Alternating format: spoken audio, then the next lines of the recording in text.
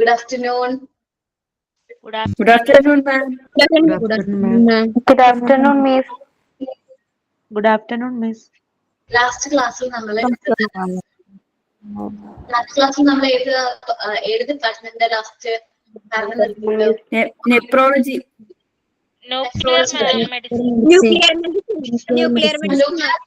Start ചെയ്തു. Just ഒന്ന് പറഞ്ഞു എന്ന് മാത്രമേ ഉള്ളൂ അല്ലെ? ന്യൂക്ലിയർ മെഡിസിൻ ജസ്റ്റ് ഒന്ന് സ്റ്റാർട്ട് ചെയ്തിട്ടുണ്ടായിരുന്നു അല്ലെ? ഓക്കെ. ന്യൂക്ലിയർ മെഡിസിൻ എന്ന് പറയുന്നത് ഒരു മെഡിക്കൽ ഇമേജിംഗ് ടെക്നോളജിയാണ്. റേഡിയോ ആക്റ്റീവ് മെറ്റീരിയൽസ് യൂസ് ചെയ്തുകൊണ്ട് നമുക്ക് എന്താണ് അസുഖം എന്നുള്ളത് ഡയഗ്നോസിസ് ചെയ്യാൻ വേണ്ടി നമ്മൾ യൂസ് ചെയ്യുന്ന ഒരു മെഡിക്കൽ ഇമേജിംഗ് ടെക്നോളജിയാണ് ഇത് ന്യൂക്ലിയർ മെഡിസിൻ എന്ന് പറയുന്നത്. ഇതുവരെ നമുക്ക് ഒരുപാട് ടൈപ്സ് ഓഫ് ക്യാൻസേഴ്സ് ഒക്കെ നേരത്തെ നമുക്ക് മുൻകൂട്ടി അറിയാനായിട്ട് പറ്റും. ഈ ടെക്നോളജി യൂസ് ചെയ്തുകൊണ്ട് തന്നെ നമുക്ക് ഒരുപാട് ക്യാൻസേഴ്സ് ഒക്കെ നമുക്ക് നേരത്തെ അറിയാനായിട്ട് പറ്റും. അതേപോലെ heart disease, gastro intestinal problems, അതേപോലെ ഹോർമോൺ ആൻഡ് ഗ്ലാൻഡുകൾ ഉണ്ടല്ലോ, ഗ്ലാൻഡ് റിലേറ്റഡ് ആയിട്ടുള്ള പ്രോബ്ലംസ്, ന്യൂറോളജിക്കൽ ഡിസോർഡേഴ്സ്, പിന്നെ നമ്മുടെ ബോഡിയിൽ എന്ത് അബ്നോർമാലിറ്റീസ് ഉണ്ടെങ്കിലും നമുക്ക് അത് ഐഡന്റിഫൈ ചെയ്യാനായിട്ട് ന്യൂക്ലിയർ മെഡിസിൻസ് ഹെൽപ്പ് ചെയ്യുന്നുണ്ട്.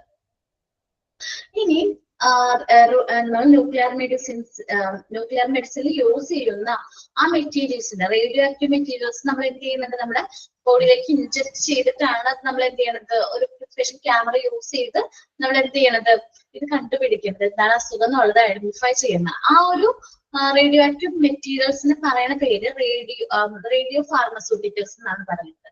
എന്താണ് radio pharmaceuticals?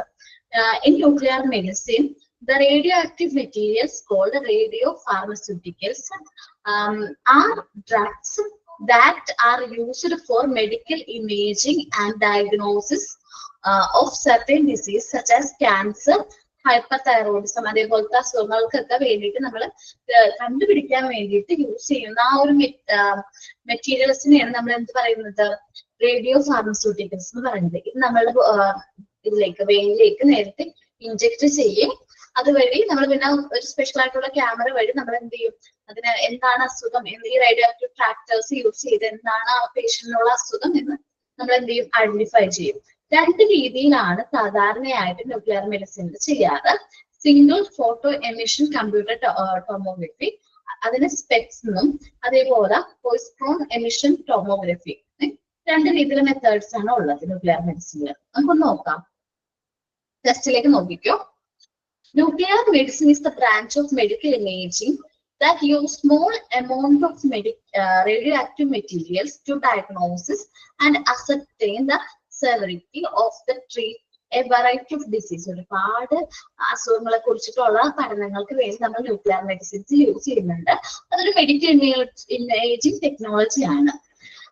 Treat a variety of diseases including many types of cancers ഒക്കെ നേരത്തെ ഐഡന്റിഫൈ ചെയ്യാൻ വേണ്ടിയിട്ട് ഈ ന്യൂക്ലിയർ മെഡിസിൻസ് നമ്മൾ ഒരു പരിധി വരെ ഹെൽപ്പ് ചെയ്യുന്നുണ്ട്.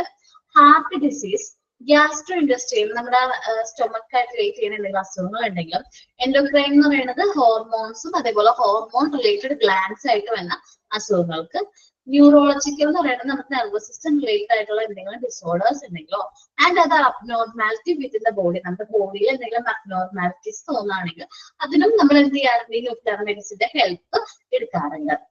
Examples, okay, nuclear use radioactive materials called radio pharmaceuticals. നമ്മൾ ന്യൂക്ലിയർ മെഡിസിൻസിന് യൂസ് ചെയ്യുന്ന ആ ഒരു മെറ്റീരിയൽസിന് നമ്മൾ എന്താ പറയുന്നത്, റേഡിയോ ഫാർമസ്യൂട്ടിക്കൽസ് എന്ന് പറയുന്നത്. ഒരു മെഡിസിൻ ആണ് അല്ലെങ്കിൽ ഒരു ഡ്രഗ്സ് ആണ്. അത് നമ്മൾ ട്രീറ്റ്മെന്റിന്റെ ഭാഗമായിട്ട് നമ്മുടെ ബോഡിയിലേക്ക് അത് ഇൻജെക്ട് ചെയ്യുകയും അതുവഴി പിന്നെ നമ്മൾ എന്ത് ചെയ്യും, ക്യാമറയുടെ ഹെൽപ്പോട് കൂടി, സ്പെഷ്യലി ഡിസൈൻഡ് ക്യാമറയുടെ ഹെൽപ്പോട് കൂടി ഡോക്ടർ അത് അതിന്റെ പാർട്ട് നമ്മൾ കണ്ടെത്തുകയും എന്താണ് അസുഖം എന്നുള്ളത് ഐഡന്റിഫൈ ചെയ്യുകയും ചെയ്യും. Example of the disease treated with nuclear medicine വഴി നമ്മൾ ട്രീറ്റ് ചെയ്യണം അസുഖങ്ങൾ എന്ന് നമ്മൾ ഇനി പറയാൻ പോണേ കേട്ടോ. പലതരം ഏതാണ് പ്രൊസീജിയേഴ്സ്. ഒരു minute. Examples of the disease treated with nuclear medicine procedures ആണ് ഹൈപ്പർ തൈറോയിഡിസം. ഹൈപ്പർ തൈറോയിഡിസത്തിനുള്ള ട്രീറ്റ്മെന്റ്, അതേപോലെ തൈറോയിഡ് ക്യാൻസർ, ലിംഫോസിസ്. ലിംഫോസിസ് എന്ന് വെച്ചാൽ ഒരു തരം ക്യാൻസർ ആണ്. നമ്മളുടെ വൈറ്റ് ബ്ലഡ് സെൽസിനെ ബാധിക്കുന്ന ഒരു പ്രത്യേക തരം ക്യാൻസറിനെയാണ് എന്ത് പറയുന്നത്, ലിംഫോസിസ് എന്ന് പറയുന്നത്. നമ്മുടെ എന്താണ് വെളുത്ത രക്താണുക്കളെ ബാധിക്കുന്ന ഒരു തരം ക്യാൻസർ ആണ് അത്. പിന്നെ എന്താണ് ബോൺ പേസ്, ചില പേഷ്യൻസിന് നമ്മൾ മുട്ടുവേദനയാണെന്നൊക്കെ പറഞ്ഞ് പേഷ്യൻസ് വരാറുണ്ട്. ചില പേഷ്യൻസിന് അത് എന്തായിരിക്കും, ബോൺ പെയിൻ ആയിട്ട് വരുന്നത് ചിലപ്പോൾ ചിലപ്പോ അതെന്തായിരിക്കും ക്യാൻസർ ഒക്കെ ആയിട്ട് തിരിയാനുള്ള ചാൻസ് ഉണ്ട്. അപ്പൊ നമുക്ക് ഇങ്ങനെ സംശയം എല്ലാം തോന്നുകയാണെങ്കിൽ നമുക്ക് എന്ത് ചെയ്യാനായിട്ടുള്ള ഓപ്ഷൻ ഉണ്ട്, ന്യൂക്ലിയർ മെഡിസിന്റെ സഹായത്തോടു കൂടി നമുക്ക് അതെന്താണെന്നുള്ളത് ഐഡന്റിഫൈ ചെയ്യാനായിട്ട് പറ്റും. Specially designed cameras allows the doctor to track the path of these radioactive tractors. നമുക്കിത് ഐഡന്റിഫൈ ചെയ്യാൻ വേണ്ടി സ്പെഷ്യലി ഡിസൈൻഡ് ക്യാമറാസ് യൂസ് ചെയ്ത് നമുക്കിത് ചെയ്യാനായിട്ട് പറ്റും. For the most diagnostic studies in nuclear medicine, the radioactive tractor is administered to the patient by intravenous injection. Injection വഴി നമ്മൾ അത് എന്ത് ചെയ്യും, നമ്മുടെ പേഷ്യന്റിന് ഇഞ്ചക്ട് ചെയ്യും. അത് നമ്മൾ യൂസ് ചെയ്യുന്നത് സ്പെഷ്യലി ഡിസൈൻ ക്യാമറാസിൽ single photo emission computer tomography അല്ലെങ്കിൽ അതിനെ സ്പെക്സ് അതിന്റെ ഫുൾ ഫോം ഒന്ന് മാർക്ക് ചെയ്തു. അതേപോലെ പോയിസ്കോൺ എമിഷൻ ടോമോഗ്രഫിയുടെ സ്പെക്സ് സ്കാൻ എന്ന് പറയാറുണ്ട്. രണ്ട് ടൈപ്പ് സ്കാനുകളാണ് ഈ ഒരു പർപ്പസിന് വേണ്ടി നമുക്ക് കോമൺ ആയിട്ട് യൂസ് ചെയ്യുന്നത്. Scans are the two most common imaging modalities in nuclear medicines. Nuclear മെഡിസിൻസിൽ നമ്മൾ യൂസ് ചെയ്യുന്ന കോമൺ ആയിട്ട് യൂസ് ചെയ്യുന്ന രണ്ട് സ്കാനുകളെ കുറിച്ച് പറഞ്ഞു. അതിന്റെ പേരും ഫുൾ ഫോമും നമ്മളത് പഠിച്ചു വെക്കാം. പിന്നെ ഇവിടെ വരെ ട്രീറ്റ്മെന്റ് മെയിൻ ആയിട്ട് ക്യാൻസർ ട്രീറ്റ്മെന്റ് വേണ്ടിയിട്ടാണ് ഇത് യൂസ് ചെയ്യുന്നത് നോക്കാം. ഒരുപാട് അസുഖങ്ങൾ, ഏതൊക്കെ അസുഖങ്ങൾ കണ്ടുപിടിക്കാൻ വേണ്ടിയിട്ടാണ് ന്യൂക്ലിയർ മെഡിസിൻസ് നമ്മൾ ഹെൽപ്പ് ചെയ്യണമെന്ന് നോക്കാം. പിന്നെ റേഡിയോ ഫാർമസ്യൂട്ടിക്കൽ, നമ്മൾ ഈ ന്യൂക്ലിയർ മെഡിസിൻ യൂസ് ചെയ്യുന്ന ഡ്രഗ്സിനെ പറയുന്ന പേരാണ് റേഡിയോ ഫാർമസ്യൂട്ടിക്കൽസ് എന്ന് പറയുന്നത്. അതൊന്ന് നോട്ട് ചെയ്ത് വെക്കാം കേട്ടോ. ഒന്ന് വായിച്ചു നോക്കിയാൽ എല്ലാവരും.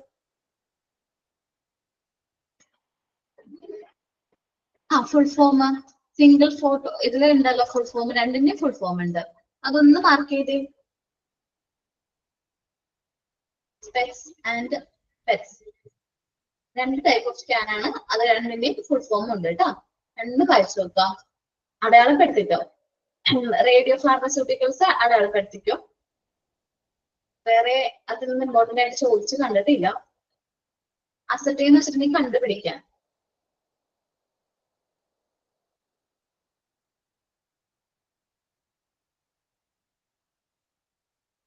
അയക്കാട്ടെ എല്ലാവരും.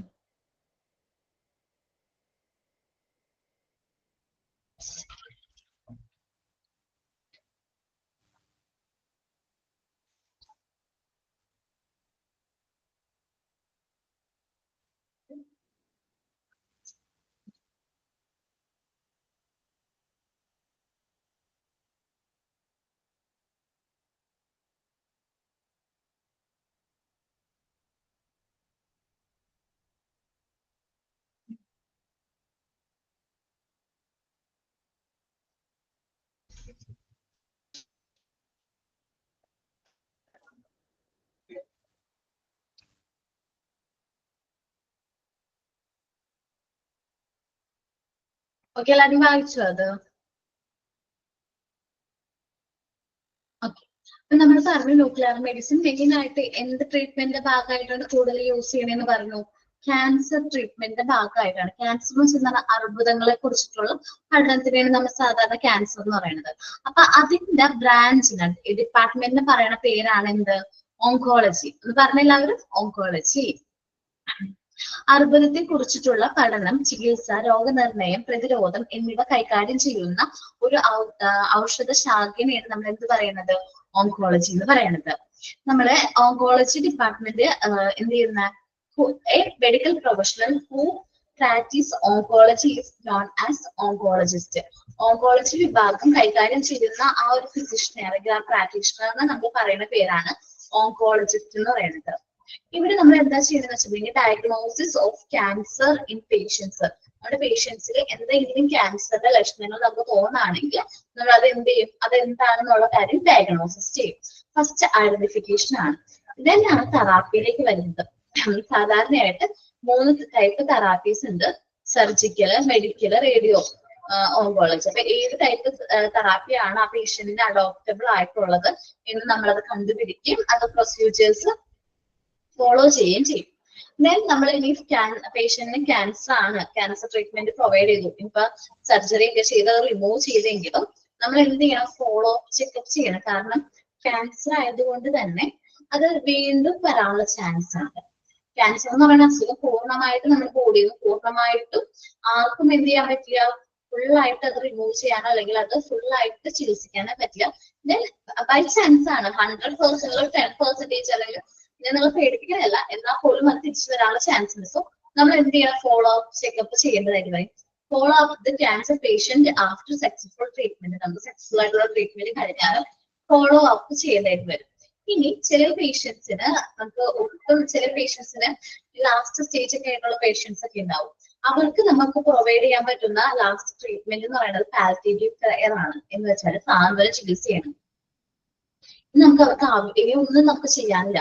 അവർക്ക് അവരുടെ ജീവിതകാലം മുഴുവൻ അല്ലെങ്കിൽ ജീവിത അവസാനം വരെ നമുക്ക് അവർക്ക് ആ വേദന ഒന്ന് കുറച്ചു കൊടുക്കുക എന്ന് മാത്രമേ നമുക്ക് എന്ത് ചെയ്യാൻ പറ്റുള്ളൂ. അവർക്ക് വേണ്ടിയിട്ട് എന്തെങ്കിലും ചെയ്യാൻ പറ്റുകയാണെങ്കിൽ അത് മാത്രമേ നമുക്ക് പറ്റുള്ളൂ എന്നുള്ള സാഹചര്യത്തിലാണെങ്കിൽ നമ്മൾ ഓങ്കോളജി തന്നെയാണ് palliative care for patient with terminal illness, ഇങ്ങനത്തെ പേഷ്യൻസിനുള്ള ട്രീറ്റ്മെന്റ് കൊടുക്കുന്നത്. നമുക്ക് നോക്കാം ഓങ്കോളജി എന്താണെന്ന്. This department enquiries and treat all kinds of cancer and provide a wide range of chemotherapy treatment and radiotherapy for cancerous tumors and blood disorders. അപ്പോ നമ്മള് ഈ department oncology എന്ന് പറയുന്ന ഡിപ്പാർട്ട്മെന്റിലാണ് ഒരുപാട് ടൈപ്സ് ക്യാൻസറിനുള്ള ട്രീറ്റ്മെന്റും അതിന്റെ ഡയഗ്നോസിസ് ഒക്കെ ചെയ്യുന്നത്. ഇവർ പ്രൊവൈഡ് ചെയ്യുന്ന സർവീസുകളാണ് കീമോതെറാപ്പി ട്രീറ്റ്മെന്റും റേഡിയോതെറാപ്പി ട്രീറ്റ്മെന്റ്സും. ക്യാൻസർ അല്ലെങ്കിൽ ട്യൂമേഴ്സ് ഒക്കെ ഉള്ളവർക്കാണെങ്കിൽ അതിന് വേണ്ടിയിട്ടുള്ള തെറാപ്പീസ് ഒക്കെ കൊടുക്കാറുണ്ട്. This department is usually connected with all other department as referral. സാധാരണയായിട്ട് ഓങ്കോളജി എന്ന് പറയുന്ന ഡിപ്പാർട്ട്മെന്റ് പല ഡിപ്പാർട്ട്മെന്റ് ആയിട്ട് കണക്ഷൻസ് ഉണ്ട്. ഇപ്പൊ നമ്മൾ സാധാരണ ജനറൽ ഫിസിഷ്യനെ ഒരു സംശയം തോന്നിയെന്ന് വിചാരിക്കുക, ക്യാൻസർ ചെയ്യണമെന്ന് സംശയം തോന്നിയിട്ടുണ്ടെങ്കിൽ അദ്ദേഹം എന്ത് ചെയ്യും, ഈ ഓങ്കോളജിസ്റ്റിന് റെഫർ ചെയ്യും. അല്ലെങ്കിൽ എന്തെങ്കിലും മുഴയൊക്കെ ആണെങ്കിലും അത് നമ്മൾ ബയോപ്സിക്ക് അയക്കാറുണ്ട്. ഇപ്പൊ സാധാരണ നമ്മുടെ ബോഡിയിൽ കാണുന്ന ചില ഇങ്ങനെ സെല്ലൊക്കെ ചെയ്തിട്ടുണ്ടാവും അല്ലെ, മുഴകൾ ഉണ്ടാവും, സെൽ ചെയ്തിട്ടുണ്ടാവും. അതൊക്കെ എല്ലാവരും ക്യാൻസർ ചെയ്യുന്നത് ഞാൻ പറയില്ല, ക്യാൻസർ അല്ല, എന്നാൽ പോലും ബൈ ചാൻസ് ക്യാൻസർ ആവാനുള്ള ചാൻസ് ഉണ്ട്. സോ നമ്മളത് ഐഡന്റിഫൈ ചെയ്യണം. അത് ബയോപ്സി ചെയ്ത് അത് നല്ലതാണോ ഹാർംഫുൾ ആണോ അല്ലെങ്കിൽ നല്ലതാണോ ചീത്തയാണോ എന്ന് നമുക്കത് ഐഡന്റിഫൈ ചെയ്യേണ്ടത് ഇമ്പോർട്ടന്റ് ആണ്. ഇതൊക്കെയാണ് ഓങ്കോളജി ഡിപ്പാർട്ട്മെന്റ് ചെയ്യുന്നത്. അപ്പൊ സാധാരണയായിട്ട് റെഫറൽ ആയിട്ടാണ് പേഷ്യൻസ് വരുന്നത്. ഇപ്പൊ ഞാൻ എൻ്റെ ഒരു എക്സ്പീരിയൻസ് പറയാം. ഞാൻ ചെറുപ്പത്തില് നടന്നൊരു സംഭവമാണ് പറയാൻ പോണത്. എൻ്റെ ഒരു കൂട്ടുകാരത്തി കേട്ടോ, അവള് 10th പഠിക്കാൻ, ഞാനും അവളും എന്ത് ചെയ്യാം 10th പഠിക്കുന്ന സമയത്ത് അവൾക്ക് ഭയങ്കര മുട്ടുവേദനയായിരുന്നു, കാലിന്റെ മുട്ടുവേദന. അപ്പൊ ഞാൻ തമാശ പറഞ്ഞു, കാരണം മോഡൽ എക്സാമിന്റെ സമയമാണ്, എക്സാമുകൾ നടക്കുകയാണ്, ഒരുപാട് മോഡൽ എക്സാമുകൾ ഉണ്ട്, ഡെയിലി മോഡൽ എക്സാം ആണ്. അപ്പൊ ആ ടൈമിലാണ് അവളെ ലീവ് എടുത്തിരിക്കുക. ഞാൻ കളിയാക്കി, എന്തിനാണ് നീ വരാത്തത്, മോഡൽ എക്സാമിൽ നിന്ന് സ്കിപ്പ് ചെയ്യാൻ വേണ്ടിയിട്ടല്ലേ എന്ന് പറഞ്ഞു. അപ്പോൾ ആദ്യം പറഞ്ഞതില്ല കാലുവേദനയാണെന്ന് പറഞ്ഞു. അപ്പൊ എന്നിട്ട് ഡോക്ടറെ കണ്ടില്ലേ, അപ്പോൾ അവൾ പറഞ്ഞു ഞങ്ങളുടെ അടുത്തൊരു ഡോക്ടർ ഉണ്ട്, ഒരു ക്ലിനിക്ക് നടത്തുന്ന ഡോക്ടറാണ്, നിരഞ്ജൻ എന്നാണ് ഡോക്ടറുടെ പേര്. നിരഞ്ജൻ ഡോക്ടറിനെ കാണാൻ പോവാണ്, വൈകിട്ട് നിരഞ്ജൻ ഡോക്ടറെ കാണാൻ പോവാന്ന് പറഞ്ഞു. ഞാൻ വിചാരിച്ചു ഓക്കെ. അപ്പൊ അദ്ദേഹം ഫിസിഷ്യനാണ്, ജനറൽ ഫിസിഷ്യൻ. നമ്മൾ പഠിച്ചില്ലേ ജനറൽ ഫിസിഷ്യൻ ആരാന്നൊക്കെ. അപ്പൊ അദ്ദേഹം ഹാൻഡിൽ ചെയ്യണത് ജനറൽ ഫിസിഷ്യനാണ്. അപ്പൊ അവൾ പോയി ട്രീറ്റ്മെന്റ് നോക്കിയപ്പോ ഡോക്ടർ എന്ത് ചെയ്തു എന്ന് വെച്ചിട്ടുണ്ടെങ്കിൽ പരിശോധനയൊക്കെ കഴിഞ്ഞിട്ട് ഡോക്ടർ പറഞ്ഞു നിങ്ങളൊന്ന് ഓങ്കോളജിസ്റ്റിനെ കാണാൻ നല്ലതായിരിക്കും. കുറെ ടെസ്റ്റും കാര്യങ്ങളൊക്കെ എഴുതി കൊടുത്തിട്ട് പറഞ്ഞു ഈ ടെസ്റ്റ് ഒക്കെ ചെയ്തിട്ട് ഓങ്കോളജിസ്റ്റിനെ കാണാൻ നല്ലതായിരിക്കും. അപ്പൊ നിങ്ങൾക്ക് അന്ന് നമുക്ക് അത്രയും 10th പഠിക്കുമ്പോ ഓങ്കോളജിസ്റ്റ് വേറെ ഏതൊരു ഡോക്ടറെ കാണാൻ പറഞ്ഞിട്ടുണ്ട്, കണ്ടാ എന്ന് ചോദിക്കുള്ളൂ. അപ്പൊ ആദ്യം അവളൊന്നും പറഞ്ഞില്ല. പിന്നെ കുറച്ച് നാൾ കഴിഞ്ഞപ്പോൾ എല്ലാവരോടും പറഞ്ഞു, അവർക്ക് ഓങ്കോളജിസ്റ്റിനെ കണ്ടത് പറഞ്ഞോളെ നമ്മള് ബോണിന്റെ ഇത് ചിരട്ടാന്ന് പറയൂലേ, അവിടെ ക്യാൻസർ ആയിരുന്നു. അപ്പൊ ഞങ്ങൾ എല്ലാവർക്കും ഭയങ്കര ഷോക്ക് ആയിരുന്നു. കാരണം ഇത്രയും നാള് ഞങ്ങളുടെ ഒപ്പം ഓടി നടന്ന കൊച്ചാണ്, പെട്ടെന്ന് ക്യാൻസർ എന്ന് പറയുന്നത് ഞങ്ങൾക്ക് അത് അക്സെപ്റ്റ് ചെയ്യാൻ പറ്റുന്നില്ല. പെട്ടെന്ന് ആ ഒരു വെക്കേഷൻ കഴിയുന്നതിന് വെക്കേഷൻ അല്ല, SSLC എക്സാമിന്റെ സമയത്ത് ആളുടെ ഓപ്പറേഷൻ ആയിരുന്നു. മോഡൽ എക്സാമിന്റെ സമയത്ത് ഈ സംഭവം കണ്ടുപിടിച്ചെങ്കിൽ SSLC എക്സാമിന്റെ ടൈം ആയപ്പോഴേക്കും ഓപ്പറേഷൻ കഴിഞ്ഞു. ആ ടൈം കൊണ്ട് ഞങ്ങള് ഫ്രണ്ട്സും അതേപോലെ തന്നെ സ്കൂളിൽ നിന്നും എല്ലാവരും കൂടി കുറെ ഫണ്ടൊക്കെ കളക്ട് ചെയ്തു. നമ്മള് ഇന്ന് പറയുന്ന പോലെ ക്യാൻസർ എന്ന് പറയുമ്പോൾ അന്ന് അത്രയും എന്താ പറയാ എല്ലാവരും അക്സെപ്റ്റ് ചെയ്തിരുന്ന ഒരു അസുഖമല്ല. അന്നൊക്കെ ഭയങ്കര റെയറസ്റ്റ് ആയിരുന്നു ക്യാൻസർ എന്ന് പറയുന്നത്. അതും ഇത്രയും ചെറുപ്പത്തിലേ വന്നു എന്ന് പറയുന്നത് ഭയങ്കര റെയർ ആയിട്ടുള്ള കേസായിരുന്നു. ഞങ്ങൾ എല്ലാവരും പൈസയൊക്കെ കളക്ട് ചെയ്തു, ട്രീറ്റ്മെന്റ് എടുത്തു. ആള് ഭയങ്കര ഓക്കെ ആണ്. അന്ന് ആ സമയത്ത് നിരഞ്ജൻ ഡോക്ടർക്ക് തോന്നിയൊരു സംശയം, ആ ഫിസിഷ്യന് തോന്നിയൊരു സംശയം കാരണം ഇന്നും അവൾ ഞങ്ങളുടെ ഒപ്പം ആള് നല്ല ഹെൽത്തി ആയിട്ട് ഉണ്ട്. അത് എന്തുകൊണ്ട് സംഭവിച്ചെന്ന് വെച്ചാൽ ഡോക്ടർക്ക് ഒരു സംശയം തോന്നിയതാണ്, ജസ്റ്റ് ഒരു ഡൗട്ട് ആയിരുന്നു. അത് ക്ലിയർ ചെയ്തപ്പോൾ ഇന്നതാണ് അസുഖം ഐഡന്റിഫൈ ചെയ്യാൻ പറ്റും. അങ്ങനെ റെഫറലായിട്ട് ഒരുപാട് കേസുകൾ ഓങ്കോളജിയിലേക്ക് വരാറുണ്ട്. അങ്ങനെ ഒരുപാട് റെഫറൽ കേസുകൾ വരാറുണ്ട്. അപ്പോ അതാണ് പറയുന്നത്, this department is usually connected with all other department as referral can be made when one department cannot diagnose patient problems.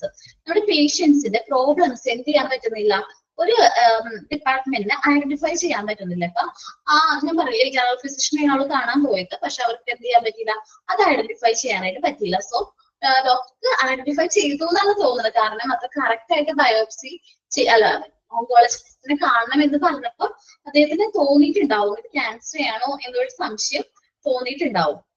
അപ്പൊ അതുകൊണ്ടാണ് അത് റെഫർ ചെയ്തത്. അതെ, ഓങ്കോളജിസ്റ്റിനെ റെഫർ ചെയ്യുന്നത്. ട്രീറ്റ്മെന്റ് എടുത്തതും ആളിപ്പോ ഹെൽത്തി ആയിട്ടിരിക്കുന്നതും. അന്ന് പെട്ടെന്നായിരുന്നു ട്രീറ്റ്മെന്റ് ഒക്കെ, വളരെ പെട്ടെന്ന്. കാരണം ക്യാൻസർ കണ്ടുപിടിക്കാൻ ട്രീറ്റ്മെന്റ് എടുക്കുക എന്നുള്ളത് വളരെ ഇമ്പോർട്ടന്റ് ആണ്. അപ്പൊ ഒരുപാട് ഡിപ്പാർട്ട്മെന്റിൽ നിന്ന് റെഫറൻസ് ആയിട്ട് നമ്മുടെ ഓങ്കോളജിയിലേക്ക് ഒരുപാട് കാര്യങ്ങൾ വരാറുണ്ട്. അപ്പൊ doctor also carry out the tumour removal procedures. സാധാരണയായിട്ട് ട്യൂമേഴ്സ് റിമൂവ് ചെയ്യുന്ന പ്രൊസീജിയേഴ്സ് ചെയ്യാറുണ്ട്. സാധാരണ ഡോക്ടേഴ്സ് എന്ത് ചെയ്യാറുണ്ട്. സാധാരണ ഡോക്ടേഴ്സ് ചെയ്യാറുണ്ട്. ഇപ്പൊ എന്തെങ്കിലും മുഴയൊക്കെ ആയിട്ട് തന്നെ ആൾക്കാരുണ്ടെങ്കിൽ നമ്മൾ എന്താ പറയാ, അങ്ങനെ ടെസ്റ്റ് ചെയ്യും. ആ മുഴ റിമൂവ് ചെയ്തിട്ട് ഈ ഒരു സെൽസ് ഉണ്ടല്ലോ, നമ്മൾ എന്തിനായിരിക്കും, ബയോപ്സിക്കായിരിക്കും. ബയോപ്സി എന്ന് വെച്ചിട്ടുണ്ടെങ്കിൽ ഒരു മെഡിക്കൽ പാത്തോളജിക്കൽ ഒരു പരിശോധനയാണ്. നമ്മളുടെ ഈ കോശങ്ങളോ അല്ലെങ്കിൽ ടിഷ്യൂസോ നീക്കം ചെയ്തതിനു ശേഷം, ഞാൻ പറഞ്ഞു ഇവിടെ എന്തെങ്കിലും മുഴ ഉണ്ടെങ്കിൽ അത് റിമൂവ് ചെയ്തിട്ട് അത് നമ്മൾ എന്ത് ചെയ്യും, ആ കോശങ്ങളിൽ നമ്മുടെ ബോഡിക്ക് ഹാർംഫുൾ ആയിട്ടുള്ള എന്തെങ്കിലും സെൽസ് ഉണ്ടോ എന്നുള്ള ഐഡന്റിഫൈ ചെയ്യാൻ വേണ്ടിയിട്ടാണ് ഈ ബയോപ്സി എന്ന് പറയുന്ന പ്രൊസീജിയർ ചെയ്യാറ്. അപ്പോൾ doctors also carry out the tumours and removal procedure which are then send for biopsy. സാധാരണ ചെറിയ മുഴകളാണെങ്കിൽ പോലും ഇപ്പൊ സെല്ലിങ് അങ്ങനെ എന്തെങ്കിലുമൊക്കെ ആയിട്ട് റിമൂവ് ചെയ്ത് കഴിഞ്ഞിട്ടുണ്ടെങ്കിൽ ആ ഒരു സെൽസ് നമ്മൾ എന്ത് ചെയ്യാറുണ്ട്,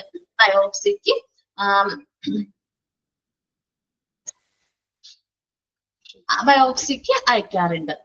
Doctors also carry out tumors to verify whether the tumor is harmful or not. നമുക്ക് ഇപ്പൊ ഈ വന്നിരിക്കുന്ന ട്യൂമർ, ഈ മുഴ ഹാർംഫുൾ ആണോ അല്ലെങ്കിൽ കുഴപ്പമില്ലാത്തയാണോ, വേറെ പ്രശ്നമൊന്നും ഇല്ലാത്തയാണോ എന്നറിയാൻ വേണ്ടിയിട്ടാണ് ബയോപ്സിക്ക് അയക്കുന്നത്. The field of oncology has 3 major areas. 3 രീതിയിൽ നമുക്ക് ക്യാൻസർ ട്രീറ്റ്മെന്റ് ഫോളോ ചെയ്യാൻ പറ്റും. ഫസ്റ്റ് മെഡിക്കൽ ഓങ്കോളജി ആണ്.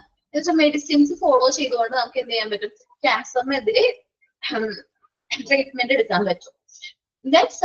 ഇപ്പൊ ഏതാണ്, കീമോതെറാപ്പി വേണം കേട്ടോ. മെഡിക്കൽ ഓങ്കോളജി മെഡിസിൻസ് കീമോതെറാപ്പിയും കൂടി ഫോളോ ചെയ്ത് നമുക്ക് ക്യാൻസറിനെതിരെ ട്രീറ്റ്മെന്റ് എടുക്കുന്നതിനാണ് മെഡിക്കൽ ഓങ്കോളജി എന്ന് പറയുന്നത്.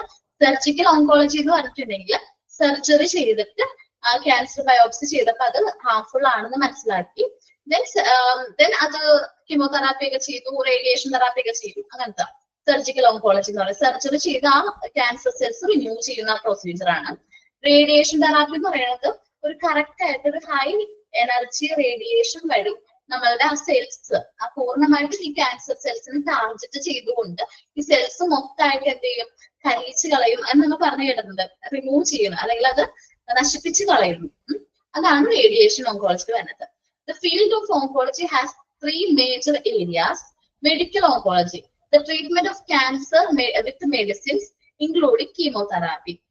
മെഡിസിൻസ് കഴിക്കും, അതിനൊപ്പം തന്നെ കീമോതെറാപ്പിയും ചെയ്യാറുണ്ട്, കീമോസ് കണ്ടിന്യൂ ചെയ്യാറുണ്ട്. Surgical oncology, the surgical aspect of the cancer including biopsy and surgical precision of the tumor. നമ്മൾ അത് എന്ത് ചെയ്യും, നമ്മുടെ ബോഡി പാർട്ടിൽ നിന്ന് അതിനെ എന്ത് ചെയ്യും, സെപ്പറേറ്റ് ചെയ്ത് കളയും, ആ ട്യൂമറിനെ സെപ്പറേറ്റ് ചെയ്യും. Radiation oncology, radiation therapy used carefully targeted and regulated dose of high energy radiation. High energy radiation കടത്തി വിട്ടുകൊണ്ട് നമ്മൾ ഈ പറഞ്ഞ ക്യാൻസർ സെൽസിനെ പൂർണ്ണമായിട്ട് നശിപ്പിച്ച് കളയും. ഇതാണ് റേഡിയേഷൻ ഓങ്കോളജിയിൽ വരുന്നത്. അപ്പൊ നമ്മൾ പറഞ്ഞത് ഓങ്കോളജി ആണ്. ഓങ്കോളജി എന്ന് പറയുന്ന ഡിപ്പാർട്ട്മെന്റ് ഹാൻഡിൽ ചെയ്യുന്നത് അർബുദങ്ങളെ കുറിച്ചിട്ടുള്ള പഠനത്തിനും ചികിത്സയ്ക്കും രോഗനിർണയവും പ്രതിരോധവുമാണ് മെയിൻ ആയിട്ട് ഇവിടെ എന്താണ് ട്രീറ്റ്മെന്റ് പ്രൊവൈഡ് ചെയ്യുന്നത്. ഓൾ കൈൻഡ്സ് ഓഫ് ക്യാൻസേഴ്സിനുള്ള ട്രീറ്റ്മെന്റ് പ്രൊവൈഡ് ചെയ്യാറുണ്ട്. അതേപോലെ ക്യാൻസേഴ്സ്, ട്യൂമേഴ്സ്, ബ്ലഡ് ഡിസോർഡേഴ്സ് ഒക്കെ ആയിട്ടുള്ള ട്രീറ്റ്മെന്റ് പ്രൊവൈഡ് ചെയ്യാറുണ്ട്. ബ്ലഡ് ക്യാൻസർ ആണ്. ബ്ലഡ് ഡിസോർഡർ എന്ന് ഉദ്ദേശിക്കാൻ ബ്ലഡ് ക്യാൻസർ ആണ്. ദെൻ ഈ ഡിപ്പാർട്ട്മെന്റ് സാധാരണയായിട്ട് ബാക്കി എല്ലാ ഡിപ്പാർട്ട്മെന്റായിട്ട് കണക്ഷൻസ് വയ്ക്കാറുണ്ട്. കാരണം മറ്റു ഡിപ്പാർട്ട്മെന്റുകൾക്ക് ഐഡന്റിഫൈ ചെയ്യാൻ പറ്റാത്ത പ്രോബ്ലംസ് ഇനി എങ്ങാനും അത് ക്യാൻസറുടെ ഭാഗമാണോ എന്ന് ചെക്ക് ചെയ്യാൻ വേണ്ടിയിട്ട് ഇവിടേക്ക് റെഫറൻസ് വരാറുണ്ട്.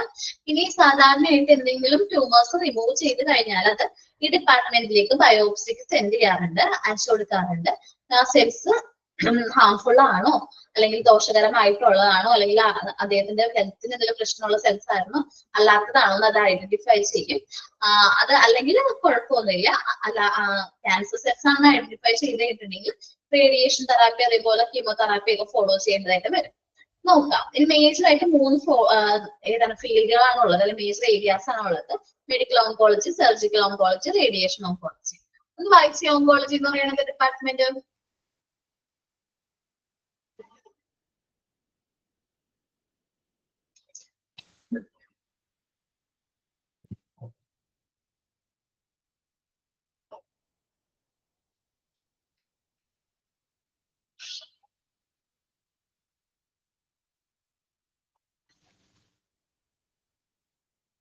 ബയോപ്സി എന്ന് പറയുന്നത് നമ്മളുടെ സാധാരണയായിട്ട് നമ്മളിപ്പോ സർജിക്കൽ ആയിട്ട് റിമൂവ് ചെയ്ത ഈ ടിഷ്യൂ ഉണ്ടല്ലോ, ഈ ടിഷ്യൂ നമ്മൾക്ക് നമ്മുടെ ബോഡിക്ക് എന്തെങ്കിലും ദോഷകരമായിട്ടുള്ള അസുഖം വരുത്തുന്നതാണോ എന്ന് ടെസ്റ്റ് ചെയ്യണ ഒരു ടെസ്റ്റ് ആണ് എന്ത് ബയോപ്സി എന്ന് പറയുന്നത് കേട്ടോ.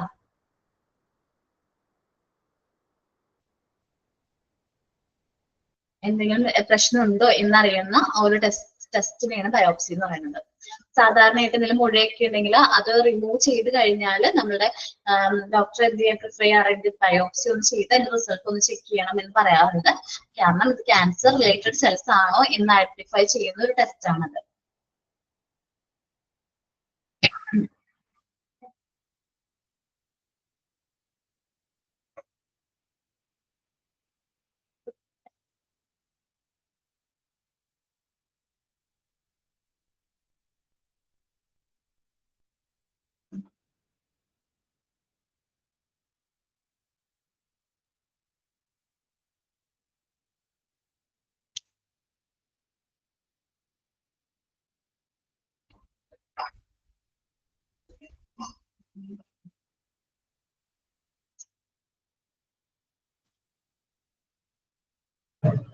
എല്ലാരും വായിച്ചോ ഓങ്കോളജി?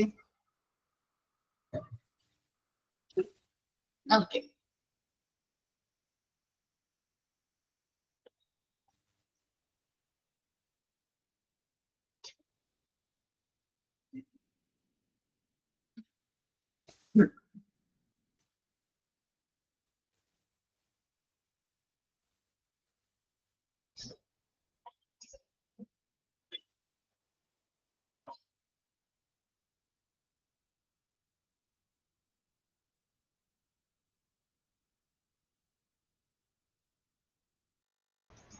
ഓക്കെ, നെക്സ്റ്റ് ഡിപ്പാർട്ട്മെന്റ് ആണ്. എന്റെ കാര്യം ചോദിക്കട്ടെ, നേത്രരോഗ വിഭാഗത്തിന് എന്താ പറയുന്നത്? കണ്ണ് അല്ലെങ്കിൽ കണ്ണുകളെ കുറിച്ചിട്ടുള്ള പഠന വിഭാഗത്തിന് എന്താ പറയുന്നത്?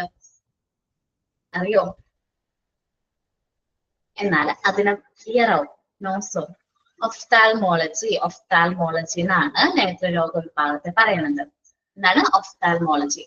കണ്ണുകളെ ബാധിക്കുന്ന രോഗങ്ങൾക്കും മറ്റു പ്രശ്നങ്ങൾക്കും അതിന്റെ രോഗനിർണയത്തിനും ചികിത്സയ്ക്കും പിന്നെ ശസ്ത്രക്രിയയ്ക്കും എന്നിവ കൈകാര്യം ചെയ്യുന്ന ഒരു സ്പെഷ്യൽ ബ്രാഞ്ചിനെയാണ് നമ്മൾ എന്ത് പറയുന്നത്? ഒഫ്താൽമോളജി അല്ലെങ്കിൽ നേത്ര രോഗ വിഭാഗം എന്ന് പറയുന്നത്. എന്താണ് നേത്ര രോഗ വിഭാഗം? ഒഫ്താൽമോളജി എന്ന് പറയും. An ophthalmologist is a physician who undergoes subspecialty training in medical and surgical eye care. Ophthalmologist ആണ് ഈ പറഞ്ഞ ട്രീറ്റ്മെന്റ് ഒക്കെ ഹെൽപ്പ് ചെയ്യുന്ന ഫിസിഷ്യൻ. ആരാണ്? ഒഫ്താൽമോളജിസ്റ്റ് ആണ്. നോക്കാം കേട്ടോ. This department deals with the investigation and treatment of the eye problems of adult and children. കുട്ടികളിലും മുതിർന്നവരിലും കണ്ടുവരുന്ന ഐ റിലേറ്റഡ് ആയിട്ട് നമ്മുടെ എന്താ പറയാ കണ്ണ് അല്ലെങ്കിൽ നേത്ര റിലേറ്റഡ് ആയിട്ടുള്ള പ്രശ്നങ്ങളുടെ ഇൻവെസ്റ്റിഗേഷനും അതിന്റെ ട്രീറ്റ്മെന്റും സാധാരണയായിട്ട് ഏത് ഡിപ്പാർട്ട്മെന്റ് ആണ് കൈകാര്യം ചെയ്യുന്നത്? ഒഫ്താമോളജി എന്ന് പറയുന്ന ഡിപ്പാർട്ട്മെന്റ് ആണ്. Their services include ഇവർ എന്തൊക്കെ സർവീസ് പ്രൊവൈഡ് ചെയ്യുന്നത്? General I clinic appointments. സാധാരണയായിട്ട് നമുക്ക് കണ്ണിന് എന്തെങ്കിലും പ്രശ്നമുണ്ട് അല്ലെങ്കിൽ കണ്ണിന് കാഴ്ച കുറവോ അങ്ങനെ എന്തെങ്കിലും പ്രശ്നമുണ്ടെങ്കിൽ നമ്മൾ എവിടെ പോകാറുണ്ട്? ജനറൽ ഐ ക്ലിനിക്കുകളിൽ പോകാറുണ്ട്, ട്രീറ്റ്മെന്റ് എടുക്കാറുണ്ട്. ലേസർ ട്രീറ്റ്മെന്റ്, നമ്മൾ കാഴ്ച കുറവൊക്കെ വന്നു കഴിയുമ്പോ തിമിരം എന്നൊക്കെ പറഞ്ഞൊരു അസുഖമുണ്ട്, അതിന് വേണ്ടിയിട്ടും ട്രീറ്റ്മെന്റ് എടുക്കാറുണ്ട്, ഇവിടെ എടുക്കാറുണ്ട്. അതേപോലെ ഒപ്റ്റോമറി എന്ന് പറയുന്നതും കണ്ണ് തിമിരം റിലേറ്റഡ് ആയിട്ടുള്ള അസുഖങ്ങൾക്കുള്ള ട്രീറ്റ്മെന്റ് എടുക്കാറുണ്ട്. പിന്നെ ലേസർ ചികിത്സ ഇവിടെ അവർ ഫോളോ ചെയ്യാറുണ്ട്. ഈ ഓർത്തോഫിസിസ് എന്ന് വെച്ചിട്ടുണ്ടെങ്കിൽ നിങ്ങൾ കേട്ടിട്ടുണ്ടാവോ? ബൈനോക്കുലർ വിഷൻ അല്ലെങ്കിൽ കോങ്കണ്ണ് എന്നൊക്കെ പറഞ്ഞ് കേട്ടിട്ടുണ്ടോ? കോങ്കണ്ണ്, ബൈനോക്കുലർ വിഷൻ എന്നൊക്കെ കേട്ടിട്ടുണ്ടോ? ഇല്ലേ? നമ്മള് ചില കുട്ടികൾ നമ്മൾ നോക്കുമ്പോ അവർ വേറൊരു സൈഡിലേക്ക് നോക്കുന്നതായിട്ട് നമുക്ക് തോന്നും. അത് ചെറുപ്പത്തിൽ അത് ഐഡന്റിഫൈ ചെയ്യുകയാണെങ്കിൽ അതിന് ട്രീറ്റ്മെന്റ് അവൈലബിൾ ആണ്. ചില കുട്ടികൾ അങ്ങനത്തെ പ്രശ്നങ്ങൾക്കുള്ള ട്രീറ്റ്മെന്റ് അവൈലബിൾ ആണ് ഇന്ന്. കുട്ടികൾ കണ്ടിട്ടുണ്ട്. Orthopaedist are the expert in diagnosing and treating the defects in eye movements and problem with how the eye work together. നമ്മുടെ രണ്ട് കണ്ണും ഓരോ പോലെ. ഞാൻ നിങ്ങളെ നോക്കുകയാണെങ്കിൽ എന്റെ രണ്ട് കണ്ണും കൃഷ്ണമണി സ്ട്രൈറ്റ് ആയിട്ടാണ് ഞാൻ നിങ്ങൾ നോക്കുന്നത്. ചില കുട്ടികൾ നമ്മൾ നോക്കുമ്പോൾ നമുക്ക് പെട്ടെന്ന് തോന്നും അത് അങ്ങോട്ട് നോക്കുന്നത്, ചിലപ്പോൾ അവർ നമ്മളേക്ക് നോക്കുന്നത്. അന്ന് എന്ത് പ്രശ്നം ഉണ്ടാവും? ഈ ബൈനോക്കുലർ വിഷന്റെ പ്രശ്നം ഉണ്ടാവും, ഈ കോങ്കണ്ണിന്റെ പ്രശ്നം ഉണ്ടാവും. അങ്ങനത്തെ പ്രശ്നങ്ങൾ ട്രീറ്റ് ചെയ്യുന്ന ഒരു വിഭാഗത്തിനെയാണ് നമ്മൾ എന്ത് പറയുന്നത്? ഓർത്തോഫിസിസ്റ്റ് എന്ന് പറയുന്നത്. എന്താണ് ഓർത്തോഫിസിസ്റ്റ്? The word orthoptic comes from the Greek word ortho. Ortho എന്ന് വെച്ചിട്ടുണ്ടെങ്കിൽ വേർഡിന്റെ മീനിങ് എന്താണ്? സൈറ്റ് എന്നാണ്. ഒപ്റ്റിക്കോസ് എന്ന് വെച്ചിട്ടുണ്ടെങ്കിൽ which means relating to sight. അപ്പൊ സൈറ്റ് ആയിട്ട് റിലേറ്റ് ചെയ്യുന്ന എന്തോ ആണ് ഓർത്തോഫിസിസ്റ്റ് എന്ന് മനസ്സിലായി. ചില കുട്ടികളിൽ അല്ലെങ്കിൽ ചില പേരിൽ നമ്മുടെ ഐ മൂവ്മെന്റ്സിന് എന്തെങ്കിലും ഡിഫക്ട്സ് ഉണ്ടാവും. ഇതിൽ ഐ റിലേറ്റഡ് ആയിട്ട് മൂവ്മെന്റ്സിന് എന്തെങ്കിലും പ്രശ്നങ്ങൾ നമുക്ക് വന്നിട്ടുണ്ടെങ്കിൽ അതിനെയാണ് നമ്മൾ എന്ത് ചെയ്യണത്? ആര് ട്രീറ്റ് ചെയ്യുന്ന? ഓർത്തോഫിസിസ്റ്റുകൾ ട്രീറ്റ് ചെയ്യുന്നത്. ഇപ്പൊ അവൈലബിൾ ആണ്. ചെറുപ്പത്തിൽ നേരത്തെ അത് കണ്ടുപിടിക്കുകയാണെങ്കിൽ നമുക്ക് അതിന് ട്രീറ്റ്മെന്റ് ഇപ്പൊ അത് അവൈലബിൾ ആണ്. മുമ്പ് ഒരുപാട് പേർക്ക് ഇത് കണ്ടുവന്നിട്ടുണ്ടായിരുന്നു, ഇപ്പൊ കുറച്ച് കുറവാണ്. കാരണം ഇതിന് കറക്റ്റ് ആയിട്ട് എന്ത് ചെയ്തിട്ടുണ്ട്? ട്രീറ്റ്മെന്റ് അവൈലബിൾ ആയിട്ടുണ്ട്. ദെൻ ophthalmic images ആണ്. Ophthalmic images is the use of specialist equipments to create a detailed images to support diagnosis and treatment of range of eye condition. നമുക്ക് കറക്റ്റ് ആയിട്ട് എന്താണ് പ്രശ്നം എന്ന് ഐഡന്റിഫൈ ചെയ്യാൻ വേണ്ടിയിട്ട് നമ്മൾ എങ്ങനെയാണ് ഇതിന്റെ കണ്ണുകളുടെ റേഞ്ച് അറിയാൻ വേണ്ടി നിങ്ങൾ എപ്പോഴെങ്കിലും ഒരു ലൈസൻസ് എടുക്കാൻ വേണ്ടിയിട്ടെങ്കിലും എപ്പോഴെങ്കിലും കണ്ണ് ടെസ്റ്റ് ചെയ്യാൻ പോയിട്ടുണ്ടാവില്ലേ? എല്ലാവരും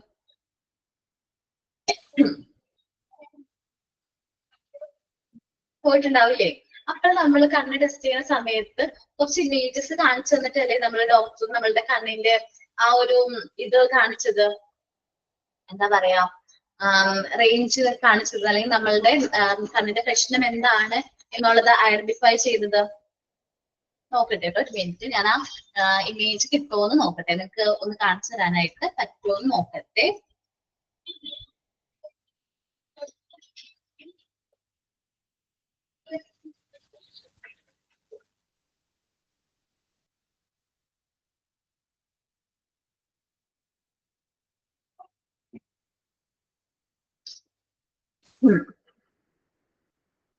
നമ്മൾ എപ്പോഴെങ്കിലും എവിടെ പോയിട്ടുണ്ടാവും? കണ്ണൊക്കെ ടെസ്റ്റ് ചെയ്യാനായിട്ടൊക്കെ പോയിട്ടുണ്ടാവും.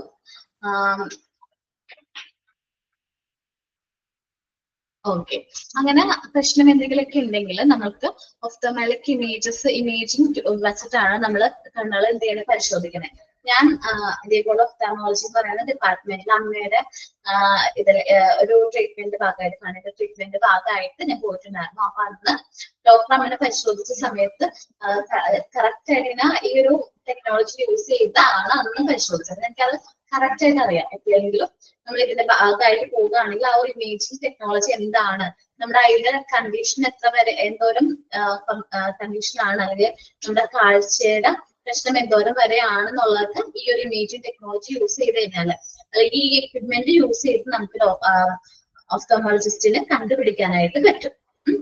അപ്പൊ ഇത്രയുമാണ് ഇവിടെ പറഞ്ഞത്. ഓഫ്തോമാറ്റിക് ഇമേജിംഗ് കാണിച്ചു തരാനായിട്ട് നോക്കട്ടെ കേട്ടാ. നമ്മളൊരു ഇൻസ്ട്രുമെന്റ് ആണ്, ഒരു എന്താ പറയാ യൂസ് ചെയ്യുന്ന ഒരു ഇൻസ്ട്രുമെന്റ് ആണത്. ഇത് വെച്ച് നമുക്ക് കുറച്ചും കൂടി ക്ലിയർ ആയിട്ട് നമ്മളുടെ എന്താ പറയാ കണ്ണിന്റെ ആ ലെവല്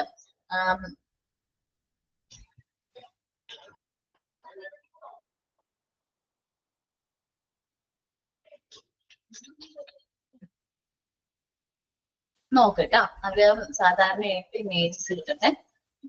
ഈ ഒരു ഇൻസ്ട്രുമെന്റ് ഇതല്ല, ഈ ഒരു ഇൻസ്ട്രുമെന്റ്സ്, ഈ ഒരു ഇൻസ്ട്രുമെന്റ് യൂസ് ചെയ്തിട്ട് നമുക്ക് കൂടുതലായിട്ട് കറക്റ്റ് ആയിട്ട് അവർക്ക് ഐഡന്റിഫൈ ചെയ്യാനായിട്ട് പറ്റും.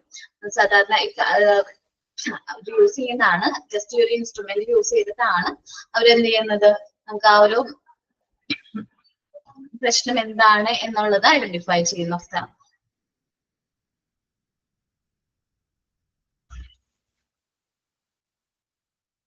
കുറച്ചുകൂടി ക്ലിയർ ആയിട്ട് നമുക്ക് നമ്മുടെ കണ്ണിന്റെ ആ ഒരു പ്രശ്നം എന്താണെന്ന് ഐഡന്റിഫൈ ചെയ്യാൻ.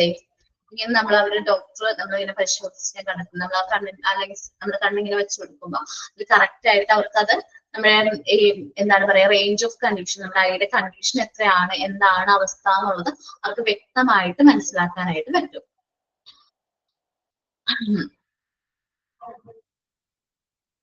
ഓക്കെ, അപ്പൊ ഇത്രയുമാണ് ഇതിൽ പറഞ്ഞത് കേട്ടോ. ഞാൻ ഇതെല്ലാം വായിച്ചെന്നാണ് വിചാരിക്കുന്നത്. ഓർത്തോ എന്ന് പറയുന്നത് സൈറ്റ് എന്നുള്ള മീനിങ് ആണ്. ഒപ്റ്റിക്സോ എന്ന് പറഞ്ഞിട്ടുണ്ടെങ്കിൽ means to relating to sight ആണ്. ഓർത്തോപ്റ്റിക്സ് എന്ന് പറയുന്ന വേർഡ് ഗ്രീക്ക് വേർഡ് എന്നാണ് ഡെറൈവ് ചെയ്ത് വന്ന. ഓർത്തോസ് എന്ന് വെച്ചിട്ടുണ്ടെങ്കിൽ സൈറ്റ്, ഓർത്തോ എന്ന് വെച്ചിട്ടുണ്ടെങ്കിൽ റിലേറ്റിംഗ് ടു സൈറ്റ് എന്നുള്ള മീനിങ് ആണ് വന്നത്. അത് പറഞ്ഞതാണ്. അപ്പൊ ഒന്ന് വായിച്ചു നോക്കാം. ഓഫ്താൽമോളജി എന്ന് പറയുന്നത് relating to eye department deals with the investigation and treatment of eye problems in children and adult. എന്തൊക്കെ ട്രീറ്റ്മെന്റ് ആണ് അവർ പ്രൊവൈഡ് ചെയ്യുന്നത് നോക്കാം. ഇനി ബൈനോക്കുലർ വിഷനുള്ള ട്രീറ്റ്മെന്റ് പ്രൊവൈഡ് ചെയ്യുന്ന വ്യക്തിനെ പറയുന്ന പേരെന്താണെന്ന് നോക്കാം. ഓഫ്താൽമോളിക് ഇമേജ് എന്താണെന്നുള്ളത് നോക്കാം. ഒന്ന് വായിച്ചു നോക്കിയേ. മീനിങ് എന്ന് വെച്ചിട്ടുണ്ടെങ്കിൽ ആ വേർഡ്സിന്റെ മീനിങ് എനിക്ക് മനസ്സിലായില്ല കേട്ടോ. മോന് പറഞ്ഞത് എന്താന്ന് ആ മീനിങ് എന്ന് വെച്ചിട്ടുണ്ടെങ്കിൽ ആ വേർഡ് എന്താണ് അർത്ഥമാക്കുന്നതാണ്. ഓർത്തോസ് എന്ന് വെച്ചിട്ടുണ്ടെങ്കിൽ സൈറ്റ് എന്നുള്ള കാഴ്ച എന്നുള്ള ഒരു മീനിങ് ആണ് വരുന്നത്. സൈറ്റ്. ഓക്കെ കേട്ടോ, ഒരു മിനിറ്റ് ഞാൻ ചെക്ക് ചെയ്യട്ടെ എന്തേലും അങ്ങനെയാണ് കിടക്കുന്നത്. Straight. Okay okay okay, straight.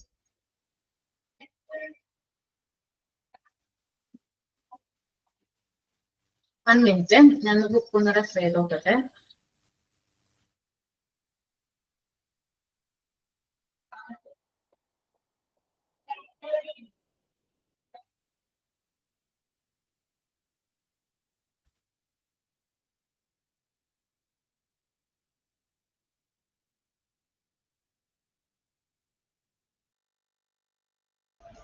Okay, ഞാനേ എനിക്ക് വേർഡ് മാറിപ്പോയതാണ് കേട്ടോ. സ്ട്രെയിറ്റ് എന്നുള്ളത് റിലേറ്റീവ് ടു സൈറ്റ്. അത് ഞാൻ രണ്ടിനും സൈറ്റ് എന്നുള്ള വേർഡ് മീനിങ് വായിച്ചെന്ന് തോന്നുന്നു കേട്ടോ.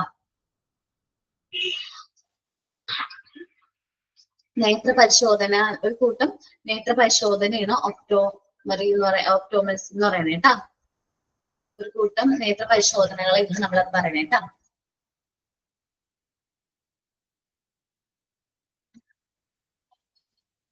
ഒന്ന് വായിച്ചു നോക്കി എല്ലാവരും.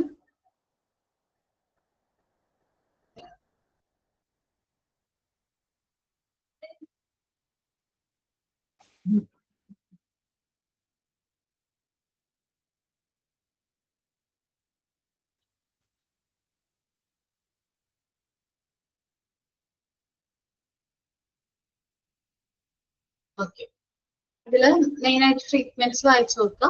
ഓർത്തോപ്റ്റിസിസ്റ്റ് ആരാന്ന് നോക്കുക, ഓഫ്താൽമോളിക് ഇമേജ് എന്താന്ന് നോക്കാം. ഇനി വരുന്ന ഡിപ്പാർട്ട്മെന്റ് ആണ് ഓർത്തോപെഡിക്സ്. ഈ ഡിപ്പാർട്ട്മെന്റ് മസ്കുലോ സ്കെൽറ്റൻ സിസ്റ്റംസ് എന്ന് വെച്ചിട്ടുണ്ടെങ്കിൽ ഒരു വ്യക്തിനെ സംബന്ധിച്ച് അദ്ദേഹത്തിന്റെ അത് ഒപ്റ്റിക്കോസ് എന്ന് വെച്ചിട്ടുണ്ടെങ്കിൽ അല്ലേ മീനിങ് വന്നത് റിലേറ്റിംഗ് ടു സൈറ്റ് എന്നുള്ള മീനിങ് ആണ് അതിന്റെ മീനിങ്. അത് ഗ്രീക്ക് വേർഡ് ആണ്. അതിന്റെ മീനിങ് ആണ് റിലേറ്റിംഗ് ടു സൈറ്റ്. നമ്മൾ ഇംഗ്ലീഷ് പറയുകയാണെങ്കിൽ റിലേറ്റിംഗ് ടു സൈറ്റ് എന്നുള്ള മീനിങ് ആണ് വരുന്നത്. പിന്നെ സ്ട്രേറ്റ്, ആ രണ്ട് വേർഡും കൂടി കൂടിയിട്ടാണ് ഓർത്തോപ്റ്റസിസ് എന്ന് പറയുന്ന വേർഡ് വന്നത്. അപ്പൊ റിലേറ്റിംഗ് ടു സ്ട്രേറ്റ് സൈറ്റ് എന്നുള്ള മീനിങ് തന്നെ എന്നുള്ള ഒരു കാര്യം അത് പറഞ്ഞു വെച്ചിട്ടുണ്ടെങ്കിൽ ചെറിയൊരു, എനിക്ക് തോന്നുന്നു ആദ്യം അത് പറഞ്ഞിട്ട് വേണമായിരുന്നു ഇന്ന വേർഡിൽ നിന്നാണ് ഇത് ഡിറൈവ് ചെയ്തതെന്ന് പറഞ്ഞിട്ട് വേണമായിരുന്നു അത് പറയാനായിട്ട്. ജസ്റ്റ് അതൊന്ന് പറഞ്ഞിട്ടുന്നുള്ളൂ. ഇന്ന വേർഡിൽ നിന്നാണ് ഈ രണ്ട് വേർഡ്സ് കൂടിയിട്ടാണ് ഈ ഒരു വേർഡ് ഓർത്തോപ്റ്റസിസ് എന്ന് പറയുന്ന വേർഡ് ഡിറൈവ് ചെയ്തിരിക്കുന്നത് എന്നുള്ളതാണ്. റിലേറ്റിംഗ് ടു സൈറ്റും സ്ട്രേറ്റ് സൈറ്റ് എന്നുള്ള മീനിങ് ആണ് വരുന്നത്. ഓക്കെ, ഡൗട്ട് വേറെ ഒന്നും ഇല്ലാലോ?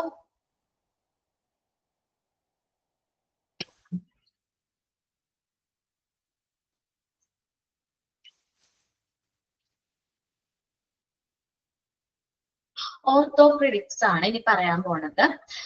നമ്മളുടെ മസ്കുലോ സ്കെൽറ്റൻ സിസ്റ്റത്തിൽ വരുന്ന പ്രശ്നങ്ങളെയാണ് നമ്മൾ ഇവിടെ ട്രീറ്റ്മെന്റ്, മെയിൻ ആയിട്ട് ട്രീറ്റ്മെന്റ് കൊടുക്കുന്നത്.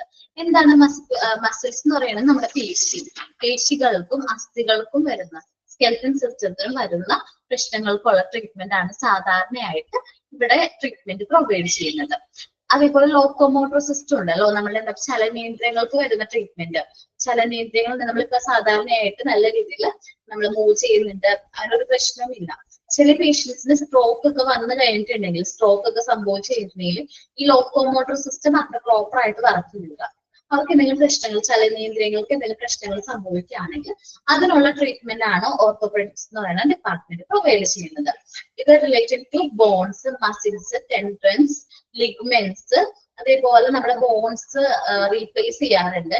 Hip replacement therapy, knee cap replacement ഒക്കെ ചെയ്യാറുണ്ട്. അപ്പൊ ഇതിനൊക്കെ വേണ്ടിയിട്ട് ഈ ഒരു ഡിപ്പാർട്ട്മെന്റിലാണ് ട്രീറ്റ്മെന്റ് എടുക്കുക. അത് നോക്കാം. This department handle the problem that affect musculoskeletal system. Muscles plus skeleton സിസ്റ്റത്തിൽ വരുന്ന പ്രശ്നങ്ങൾക്കുള്ള ട്രീറ്റ്മെന്റ് ആണ് ഇവിടെ പ്രൊവൈഡ് ചെയ്യുന്നത്. ഈ മസ്കുലോസ്കെൽറ്റൻ സിസ്റ്റത്തിനെ തന്നെ നമ്മൾ ലോക്കോമോട്ടർ സിസ്റ്റം എന്ന് പറയും. വേറെ പേരെന്താണ്? Locomotor system. ചലനേന്ദ്രിയങ്ങൾക്ക് വരുന്ന പ്രശ്നങ്ങൾ, ചലനേന്ദ്രിയങ്ങൾക്ക് നമുക്ക് ഫ്രീ ആയിട്ട് മൂവ് ഒക്കെ ചെയ്യാൻ പറ്റുന്നുണ്ടല്ലോ, അങ്ങനെ മൂവ് ചെയ്യാൻ പറ്റാത്തൊരു പ്രശ്നം വരാണെങ്കിൽ ഇവിടെ ഈ ഡിപ്പാർട്ട്മെന്റ് ട്രീറ്റ്മെന്റ് കൊടുക്കുന്നത്. എപ്പോഴാന്ന് വെച്ചിട്ടുണ്ടെങ്കിൽ സ്ട്രോക്ക് ഒക്കെ വന്നു കഴിയുമ്പോൾ നമ്മുടെ ചലനേന്ദ്രിയങ്ങൾ പ്രോപ്പർ ആയിട്ട് മൂവ് ചെയ്യാനായിട്ട് പറ്റില്ല. അപ്പൊ അങ്ങനത്തെ ഉള്ള ടൈമിലുള്ള ട്രീറ്റ്മെന്റ് പ്രൊവൈഡ് ചെയ്യുന്നത്. ദാറ്റ് ഇൻക്ലൂഡിങ് ട്രീറ്റിംഗ് ബോൺസ്, നമ്മുടെ ബോൺസിനുള്ള ട്രീറ്റ്മെന്റ്, മസിൽസ്, പേശികള്, അസ്ഥികള്, ടെൻഡൻസ് എന്ന് വെച്ചിട്ടുണ്ടെങ്കിൽ ചലന ഞരമ്പുകളുണ്ട്, നമുക്കൊരു ഞരമ്പുകളുണ്ട്. അപ്പൊ ആ ചലന ഞരമ്പുകൾക്കുള്ള ട്രീറ്റ്മെന്റ്, ലിഗ്മെന്റ്സ്, നമുക്ക് എല്ലാ പാർട്സിലും ഈ നമ്മുടെ ബോൺസ് കണക്ട് ആയിട്ട് ലിഗ്മെന്റ്സ് ഉണ്ട്. അപ്പൊ ഈ ലിഗ്മെന്റ്സിനുള്ള ട്രീറ്റ്മെന്റ്സും ഏത് ഡിപ്പാർട്ട്മെന്റ്, ഓർത്തോപെഡിക്സ് എന്ന് പറയുന്ന ഡിപ്പാർട്ട്മെന്റ് ഡീൽ ചെയ്യുന്നുണ്ട്. ദെൻ വീണ്ടും റിപ്പീറ്റ് ചെയ്തിരിക്കണം, ടെൻഡൻസ് എന്ന് പറയുന്ന വേർഡ് റിപ്പീറ്റ് ചെയ്തിരിക്കുകയാണ്. റീപ്ലേസിങ് ബോൺസ്, നമ്മുടെ ബോൺസ് റീപ്ലേസ് ചെയ്യാറുണ്ട്. ചില ട്രീറ്റ്മെന്റ് ഭാഗമായിട്ട് നമ്മൾ എന്ത് ചെയ്യാറുണ്ട്? ബോൺസ് ഒക്കെ റീപ്ലേസ് ചെയ്യാറുണ്ട്. ഹിപ്പ് റീപ്ലേസ്മെന്റ് തെറാപ്പി, അതേപോലെ നീ ക്യാപ്പ് റീപ്ലേസ്മെന്റ്, നമ്മൾ ചിരട്ട മാറ്റി ശസ്ത്രക്രിയ ചെയ്യാറുണ്ടല്ലോ, ചിരട്ടയൊക്കെ മാറ്റി വെക്കാറുണ്ട്. സ്റ്റീലിന്റെ ഒക്കെ എന്തെങ്കിലും ആക്സിഡന്റ് ഒക്കെ പറ്റുമ്പോൾ സ്റ്റീലിന്റെ ഒക്കെ ചിരട്ട മാറ്റാറുണ്ട്. അതേപോലെ നമ്മളുടെ ബോണിൽ റിലേറ്റഡ് ആയിട്ട് എന്തെങ്കിലും റീപ്ലേസ്മെന്റ് ചെയ്തിട്ടുണ്ടെങ്കിൽ ഇതെല്ലാം ഓർത്തോപെഡിക്സ് എന്ന് പറയുന്ന ഡിപ്പാർട്ട്മെന്റിലാണ് നമ്മൾ കൈകാര്യം ചെയ്യുന്നത്. ടെൻഡൻസ് എന്ന് വെച്ചിട്ടുണ്ടെങ്കിൽ ചലന ഞരമ്പാണ്, ഒരു ചലന ഞരമ്പ് കേട്ടോ, ഒരു റിലേറ്റഡ് ആയിട്ടുള്ള ഒരു ഞരമ്പാണ്. നമ്മുടെ ഈ മസ്കുലോസ്കെൽറ്റൽ സിസ്റ്റം റിലേറ്റഡ് ആയിട്ടുള്ള ഒരു നെർവാണ് ചലന ഞരമ്പ് എന്ന് പറയുന്നത്. പിന്നെ ലിഗ്മെന്റ് എന്ന് പറഞ്ഞാൽ നമുക്കറിയാം, നമ്മുടെ ബോഡിയുടെ ലിഗ്മെന്റ്സ്, കൊഴ അല്ലെങ്കിൽ ലിഗ്മെന്റ് തെറ്റിന്നൊക്കെ നമ്മൾ പറഞ്ഞു കേട്ടിട്ടുണ്ടാവും അല്ലേ. അപ്പൊ എല്ലാ ബോഡിയുടെ ഇതൊക്കെ ഒരു ലിഗ്മെന്റ് വഴിയാണ്. എല്ലാ ബോഡിയുടെ സ്കെൽറ്റൻ അല്ലെങ്കിൽ എല്ലുകളും തമ്മിലൊരു ലിഗ്മെന്റ് ഉണ്ട്. ഈ ലിഗ്മെന്റ് അനുസരിച്ചാണ് ഇത് എന്ത് ചെയ്യണത്? നമ്മളിപ്പോ കാണുന്ന പോലെ നമ്മൾ ഈ ബോഡി പ്രോപ്പർ ആയിട്ട് എഴുന്നേറ്റ് ചെയ്യണൊക്കെ എന്തുകൊണ്ടാണ്? നമുക്ക് പ്രോപ്പർ ആയിട്ട് ലിഗ്മെന്റ്സ് ഉള്ളതുകൊണ്ടാണ്. ഇല്ലെങ്കിൽ നമ്മൾ അതൊരു മസിൽ പോലെ വെറുതെ ഇങ്ങനെ വെറുതെ ഇങ്ങനെ വീണ് കിടക്കുന്ന പോലെ നമുക്ക് തോന്നും. നമുക്ക് ഒരു കാര്യം ചെയ്യാനൊന്നും പറ്റില്ല, പ്രോപ്പർ ആയിട്ട് അത് ചെയ്യാനൊന്നും പറ്റില്ല. അതാണ്.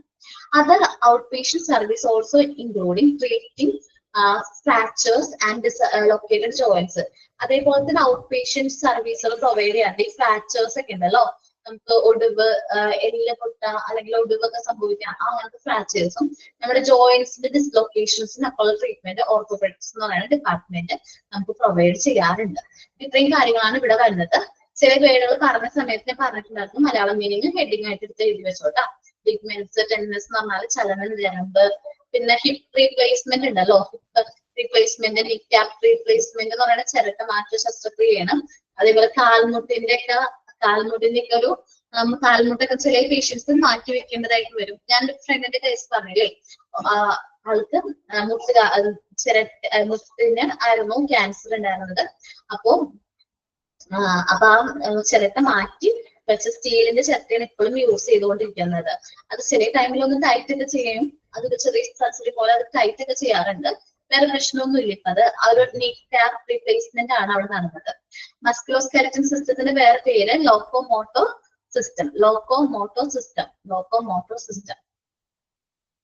ആടെ കുറയ്ക്കാട്ട. ഞാൻ ജസ്റ്റ് ഒന്ന് പറഞ്ഞോളൂ, നിങ്ങളൊന്ന് നോക്ക്,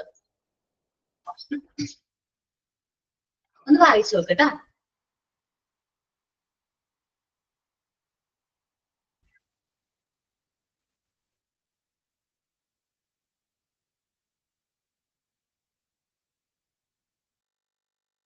വായിച്ചു നോക്കിയേ.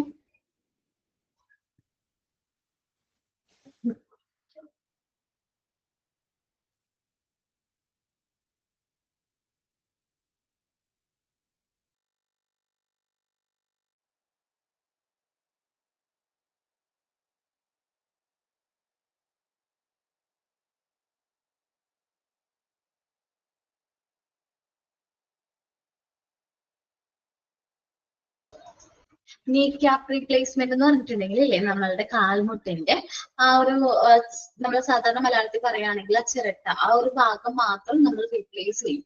നീ ക്യാപ്പ് റീപ്ലേസ്മെന്റ് തെറാപ്പി എന്ന് പറയുന്നത്. അതിന് പകരമായിട്ട് സ്റ്റീലിന്റെ നീ ക്യാപ്പ് ഇടും. അതാണ് നീ ക്യാപ്പ് റീപ്ലേസ്മെന്റ് തെറാപ്പി എന്ന് പറയുന്നത്.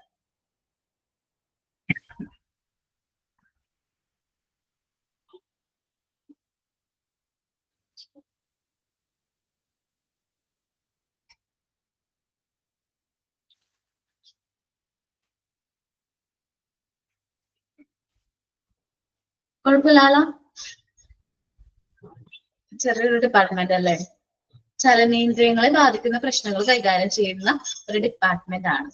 ഞാൻ എഴുതി വെച്ചു മലയാളം, കാരണം കുറച്ചുനാൾ കഴിയുമ്പോ ഒഫ്താൽമോളജി ഒക്കെ അടുത്തുണ്ട്. അപ്പൊ ഓർത്തോപെഡിക്സ് അതായിട്ടൊന്നും മാറിപ്പോവരുതാ എക്സാം ഒക്കെ വരുമ്പോ. ഓക്കെ, ഈ പീഡിയാട്രിക്സ് എന്ന് പറയുന്ന ഡിപ്പാർട്ട്മെന്റ് ചലന ഞരമ്പാണ്, ചലന ഞരമ്പ് കേട്ടോ.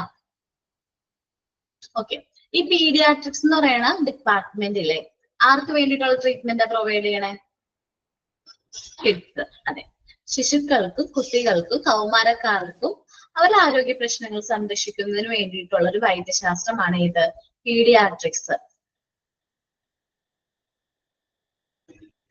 ഇല്ല, നിങ്ങൾ പഠിച്ചാൽ മതി, മാറിയൊന്നും പോയില്ല. കുട്ടികൾക്ക് വേണ്ടിയിട്ടുള്ള ഒരു ഡിപ്പാർട്ട്മെന്റ് ആണ് പീഡിയാട്രിക്സ് എന്ന് പറയുന്നത്. മലയാളത്തിൽ പീഡിയാട്രിക്സിന് ശിശുരോഗ വിഭാഗം എന്ന് പറയും, ഇല്ലേ? ശിശുരോഗ വിഭാഗം എന്ന് പറയും. അപ്പോ ഈ വിഭാഗം കൈകാര്യം ചെയ്യുന്ന അല്ലെങ്കിൽ പരിശീലനം നേടിയിട്ടുള്ള ഡോക്ടർമാരെ നമ്മൾ എന്ത് പറയാറ്? പീഡിയാട്രീഷ്യൻ എന്ന് പറയാറ്. എന്താ പറയാറ്? പീഡിയാട്രീഷ്യൻ എന്താ പറയാറ്? അല്ലെങ്കിൽ ശിശുരോഗ വിദഗ്ധൻ എന്ന് പറയും. എന്ത് പറയും? പീഡിയാട്രീഷ്യൻ അല്ലെങ്കിൽ ശിശുരോഗ വിദഗ്ധൻ എന്ന് പറയും. സാധാരണയായിട്ട് നോക്കാം നമുക്ക്. എന്താ പറഞ്ഞത് ആദ്യം? ശിശുരോഗ വിഭാഗമാണ് പീഡിയാട്രിക്സ് എന്ന് പറയുന്നത്. ഈ വിഭാഗം കൈകാര്യം ചെയ്യുന്ന ഡോക്ടർമാർ നമ്മൾ എന്താ പറയാറ്? പീഡിയാട്രീഷ്യൻ അല്ലെങ്കിൽ ശിശുരോഗ വിദഗ്ധൻ എന്ന് പറയും. Okay, the department of general paediatrics provide comprehensive outpatient and inpatient care for sick infant and children. സാധാരണയായിട്ട് പീഡിയാട്രീഷ്യൻ എന്ന് പറയുന്നത് കോംപ്രിഹെൻസീവ് ആയിട്ട് ഇൻപേഷ്യൻസ്, നമ്മുടെ ഹോസ്പിറ്റലിന്റെ അകത്തുള്ള പേഷ്യൻസിനും അതേപോലെ ഔട്ട് പേഷ്യൻസിനുള്ള ട്രീറ്റ്മെന്റ്സ് എന്ത് ചെയ്യാറുണ്ട്? പ്രൊവൈഡ് ചെയ്യാറുണ്ട്. പുറത്തുനിന്ന് കൺസൾട്ടേഷന് വേണ്ടി മാത്രം വരുന്ന പേഷ്യൻസിനെയാണ് ഔട്ട് പേഷ്യൻസ് എന്ന് പറയുന്നത്. അവർക്കും ഹോസ്പിറ്റലിൽ അകത്തുള്ള പേഷ്യൻസിനും ട്രീറ്റ്മെന്റ് പ്രൊവൈഡ് ചെയ്യാറുണ്ട് പീഡിയാട്രീഷ്യൻസ്. ആർക്ക് വേണ്ടിയിട്ടുള്ള ട്രീറ്റ്മെന്റ്? ഇൻഫന്റും ചിൽഡ്രൻസും, കുട്ടികൾക്ക്. നിയോനെറ്റോളജി അറിയോ നിങ്ങൾക്ക്? നിയോനെറ്റോളജി നവജാത ശിശുക്കൾക്ക്, എഴുതി വെച്ചോ, നവജാത ശിശുക്കൾക്ക് വേണ്ടിയുള്ള ഒരു ട്രീറ്റ്മെന്റ് പ്രൊവൈഡ് ചെയ്യുന്ന ഒരു ബ്രാഞ്ച് ഓഫ് സബ് സ്പെഷ്യാലിറ്റി ആണ് ഏത് നിയോനറ്റോളജി എന്ന് പറയുന്നത്. ന്യൂ ബോൺ ബേബീസ് എഴുതി വെച്ചോട്ടെ. New born babies up to 56 newborn babies. Okay. Neonatology is a subspecialty of pediatrics. Pediatricsന് തന്നെ ഒരു subspecialty ആണ്. That provides medical care to newborn children, especially the ill or premature newborn infants. Neonatology എന്ന് പറയുന്ന department സാധാരണയായിട്ട് paediatric ഡിപ്പാർട്ട്മെന്റിന്റെ ഒരു sub speciality, അതിന് തൊട്ട് താഴെ വരുന്ന ഒരു സ്പെഷ്യാലിറ്റി ആണ് നിയോനറ്റോളജി എന്ന് പറയുന്നത്. ന്യൂബോൺ ബേബീസിനുള്ള ട്രീറ്റ്മെന്റ് ആണ് പ്രൊവൈഡ് ചെയ്യുന്നത്. ചില ന്യൂബോൺ ബേബീസ് ചിലപ്പോൾ എന്തെങ്കിലും അസുഖമായിട്ട് ജനിക്കുന്നവരുണ്ടാവും, ജനിച്ചത് തന്നെ അസുഖമായിട്ട് ജനിക്കുന്നവരുണ്ടാവും. പ്രീമെച്യൂർ ആയിട്ട് ജനിക്കുന്ന ന്യൂബോൺ ബേബീസ് ഉണ്ടാവും. എന്ന് വെച്ചിട്ടുണ്ടെങ്കിൽ മാസം തികയാതെ ജനിക്കുന്ന കുട്ടികളുണ്ടാവും. ഇവർക്ക് സ്പെഷ്യൽ കെയർ വേണം. സാധാരണ കുട്ടികൾക്ക് കൊടുക്കുന്നതിലും കുറച്ചുകൂടി സ്പെഷ്യൽ കെയർ ആണ് കൊടുക്കണം ഈ പറഞ്ഞ കുട്ടികൾക്ക് കൊടുക്കാം. ഇവർക്ക് ഈ കെയർ പ്രൊവൈഡ് ചെയ്യാൻ വേണ്ടിയിട്ട് നമ്മൾ ഒരു സ്പെഷ്യൽ ആയിട്ടുള്ള ഒരു ഏരിയ അല്ലെങ്കിൽ സ്പെഷ്യൽ ആയിട്ടുള്ള ICUലായിരിക്കും ഈ പ്രീമെച്യൂർ ആയിട്ടുള്ള കുട്ടികളെയൊക്കെ നമ്മൾ എന്ത് ചെയ്യണത്, ട്രീറ്റ്മെന്റ് പ്രൊവൈഡ് ചെയ്യണം. അങ്ങനത്തെ ICUന് നമ്മൾ പറയുന്ന പേരാണ് നിയോനെന്റൽ ഇന്റൻസീവ് കെയർ യൂണിറ്റ്, NICU. നമ്മൾ ചിലപ്പോൾ നിയോനെന്റൽ ഇന്റൻസീവ് കെയർ യൂണിറ്റ് കേട്ടിട്ടുണ്ടാവില്ല, പക്ഷെ എപ്പോഴെങ്കിലും NICU കേട്ടിട്ടുണ്ടാവും ഇല്ലേ? NICU കേട്ടിട്ടുണ്ടാവും. കുട്ടിയെ NICUൽ ഇട്ടിരിക്കുകയാണ് അങ്ങനെയൊക്കെ പറഞ്ഞ് നമ്മൾ കേട്ടിട്ടുണ്ടാവും. ഡെലിവറി ഒക്കെ ആയിട്ടുള്ള അമ്മമാരൊക്കെ ചിലപ്പോൾ നമ്മളോട് പറഞ്ഞിട്ടുണ്ടാവും കുട്ടി NICUലാണ്, നമ്മുടെ അടുത്തേക്ക് കൊണ്ടുവന്നിട്ടില്ല എന്നൊക്കെ പറഞ്ഞിട്ടുണ്ടാവും. അപ്പൊ പ്രീമെച്യൂർ ആയിട്ടും ഇല്ലായിട്ടും ജനിക്കുന്ന കുട്ടികൾക്ക് വേണ്ടിയിട്ട് കുട്ടികളെ നമ്മൾ സ്പെഷ്യൽ കെയർ കിട്ടാൻ വേണ്ടിയിട്ട് അതിന് വേണ്ടിയിട്ടാണ് നമ്മൾ എന്ത് ചെയ്യണത്, NICUൽ ഇടുന്നത്. ഓക്കെ, മഞ്ഞപ്പ് എന്നൊക്കെ പറഞ്ഞിട്ട് കുട്ടികളെ NICUലേക്ക് മാറ്റാറുണ്ട്. രോഗബാധിത അല്ലെങ്കിൽ മാസം തികയാതെ ജനിക്കുന്ന നവജാത ശിശുക്കളുടെ പരിചരണത്തിന് പ്രത്യേകമായി പ്രവർത്തിക്കുന്ന ഒരു ICU ആണ് ഏത്, NICU എന്ന് പറയുന്നത്. It is a hospital-based specialty and it's usually practicing neonatal intensive care unit. ഇത് ഹോസ്പിറ്റൽ റിലേറ്റഡ് ആയിട്ടുള്ള സ്പെഷ്യാലിറ്റി ആണ്. ഹോസ്പിറ്റലിന്റെ അകത്തുള്ള ഒരു സ്പെഷ്യാലിറ്റി ആണ്. സാധാരണയായിട്ട് മെയിൻ ആയിട്ട് എങ്ങനെ പ്രാക്ടീസ് ചെയ്യുന്ന NICU വഴിയാണ് ഇത് പ്രാക്ടീസ് ചെയ്യുന്നത്. Medical care is given to the baby who are premature എന്ന് വെച്ചിട്ടുണ്ടെങ്കിൽ മാസം തികയാതെ ജനിച്ച കുട്ടികൾക്ക്, ആൻഡ് ലോ ബർത്ത് വെയിറ്റ് ആയിട്ട് ജനിക്കുന്ന കുട്ടികൾക്ക്, ആൻഡ് ഇൻട്രായൂട്രൈൻ ഗ്രോത്ത് റിഡക്ഷൻ എന്ന് വെച്ചിട്ടുണ്ടെങ്കിൽ നമ്മള് അമ്മയുടെ വയറ്റിലായിരിക്കുന്ന സമയത്ത് തന്നെ ഗർഭസ്ഥ ശിശുവിന് എന്ത് കുറവാണ്, വളർച്ച കുറവാണ് എന്ന് ഐഡന്റിഫൈ ചെയ്യുകയാണെങ്കിൽ അതാണ് ഇൻട്രായൂട്രൈൻ ഗ്രോത്ത് റിഡക്ഷൻ. നമ്മുടെ വളർച്ച യൂട്രസിന്റെ അകത്ത് വെച്ച് ഗർഭസ്ഥ ശിശുവിന് വളർച്ച മന്ദഗതിയിലാണ്, റിട്രാക്ഷൻ എന്ന് പറഞ്ഞിട്ടുണ്ടെങ്കിൽ മന്ദഗതിയിലാണ് എന്ന് മനസ്സിലാക്കി കഴിഞ്ഞാല്. അതേപോലെ ബർത്ത് ഡിഫെക്ട്സ്, ചെറിയ കുട്ടികള് ഹാർട്ട് പ്രോബ്ലം ഒക്കെ ആയിട്ട് ജനിക്കാറുണ്ട്. ചാൻസ് ചിലയും മക്കൾക്ക് അങ്ങനെ ഹാർട്ട് പ്രോബ്ലം ഒക്കെ ആയിട്ട് ജനിക്കാറുണ്ട്. അവരെ നമ്മൾ എന്ത് ചെയ്യും, NICUലേക്കാണ് മാറ്റാറ്. ബർത്ത് ഡിഫെക്ട്സ് ആയിട്ടുള്ള കുട്ടികൾക്ക് നമ്മൾ NICUലേക്ക് മാറ്റും. ഹാർട്ട് ഡിസീസ് ഒക്കെ നമ്മൾ അതിന് വേണ്ടി സർജറി ഒക്കെ, ഈ കുഞ്ഞു ചെറിയ കുട്ടികൾക്ക് തന്നെ ഹാർട്ട് സർജറി ഒക്കെ ചെയ്ത് അത് ഇന്ന് കുറച്ചും കൂടി അഡ്വാൻസ്ഡ് ആണ്. ടെക്നോളജി ഒക്കെ വളരെയധികം അഡ്വാൻസ്ഡ് ആണ്. അപ്പൊ ഹാർട്ട് സർജറി ഒക്കെ ചെയ്യാറുണ്ട്. NICUന്ന് ഹാർട്ട് സർജറി മാറ്റി ഒരുപാട് കുട്ടികൾ അതുവഴി രക്ഷപ്പെട്ടിട്ടുണ്ട്, സാധാരണ ലൈഫിലേക്ക് വരാനൊക്കെ പറ്റിയിട്ടുണ്ട്. അപ്പൊ നമ്മൾ സാധാരണ കുട്ടികൾക്ക് കൊടുക്കുന്ന കെയറിനേക്കാളും കൂടുതൽ ഈ പ്രീമെച്യൂർ ആയിട്ടും ലോ ബർത്ത് വെയിറ്റ് ആയിട്ടും ഗർഭസ്ഥ ശിശുവിന്റെ പ്രോപ്പർ ആയിട്ട് വളർച്ച എത്താത്ത കുട്ടികളുണ്ടാവും. അതേപോലെ ബർത്ത് ഡിഫെക്ട്സ് ഒക്കെ ആയിട്ട് ജനിക്കുന്ന കുട്ടികൾക്ക് നമ്മൾ കൊടുക്കും. ആ ട്രീറ്റ്മെന്റ് പ്രൊവൈഡ് ചെയ്യുന്ന ട്രീറ്റ്മെന്റ് നിയോനറ്റോളജിയിലാണ്. നിയോനറ്റൽ NICU വഴിയാണ് ഈ പറഞ്ഞ ട്രീറ്റ്മെന്റ് നമുക്ക് പ്രൊവൈഡ് ചെയ്യാൻ പറ്റുന്നത്. ഇനി പീഡിയാട്രിക് സർജറി എന്ന് വെച്ചിട്ടുണ്ടെങ്കിൽ is the department that deals with all surgical conditions from birth to the age of 15 years. 15 വയസ്സ് വരെയുള്ള കുട്ടികൾക്ക്, ഗർഭസ്ഥ ശിശുക്കൾക്ക് ചെയ്യാറുണ്ട്, കുട്ടികൾക്ക് ചെയ്യാറുണ്ട്, കൗമാരക്കാർക്ക് ചെയ്യാറുണ്ട്. ഏജ് അപ് ടു 15 വയസ്സ് വരെയുള്ള കുട്ടികൾക്ക് നമ്മൾ എന്ത് സർജറി ചെയ്താലും അത് പീഡിയാട്രിക് സർജറി എന്ന് പറയുന്ന ഡിപ്പാർട്ട്മെന്റ് ആണ് ഈ സർജിക്കൽ ട്രീറ്റ്മെന്റ് എന്ത് ചെയ്യുന്നത്, നടപ്പിലാക്കുന്നത്. അപ്പൊ ഈ ഡിപ്പാർട്ട്മെന്റിൽ നമ്മൾ പീഡിയാട്രിക് സർജറി എന്ന് പറയുന്നത്, paediatric surgery birth to age of 50 years വരെയുള്ള കുട്ടികൾക്കുള്ള ട്രീറ്റ്മെന്റ് ആണ് കൊടുക്കുന്നത്. സാധാരണയായിട്ട് ഇപ്പൊ ബർത്ത് ടു എന്ന് പറയുന്നുണ്ട്. ഇപ്പൊ ഗർഭസ്ഥ ശിശുക്കൾക്കുള്ള സർജറിയും ചെയ്യാറുണ്ട്. ഹാർട്ട് പ്രോബ്ലം ഉണ്ടെന്നൊക്കെ മുൻകൂട്ടി ഐഡന്റിഫൈ ചെയ്തു നമ്മുടെ ടെക്നോളജിക്ക് വളരെയധികം അഡ്വാൻസ്ഡ് ആണ്. സോ കുട്ടിക്ക് ഹാർട്ട് പ്രോബ്ലം ഉണ്ടെന്ന് നേരത്തെ മുൻകൂട്ടി അറിഞ്ഞു കഴിഞ്ഞിട്ടുണ്ടെങ്കിൽ അതിനാവശ്യമായിട്ടുള്ള സർജറി ഒക്കെ ഗർഭസ്ഥ ശിശുവിന് സർജറി ഒക്കെ ചെയ്യാൻ ഇന്നത്തെ കാലത്ത് കുറച്ചുകൂടി അഡ്വാൻസ്ഡ് ആയിട്ടുള്ള ഹോസ്പിറ്റൽസ് അത് പ്രാക്ടിക്കൽ ആയിട്ട് ചെയ്യാനുണ്ട്. അതേ അവിടെ മുതൽ ഗർഭസ്ഥ ശിശുക്കൾക്ക് കുട്ടികൾക്ക് കൗമാരക്കാർക്ക് up to the age 50 years വരെയുള്ള എല്ലാ കുട്ടികൾക്കുള്ള സർജറീസ് പീഡിയാട്രിക് സർജറി എന്ന് പറയുന്ന വിഭാഗമാണ് കൈകാര്യം ചെയ്യുന്നത്.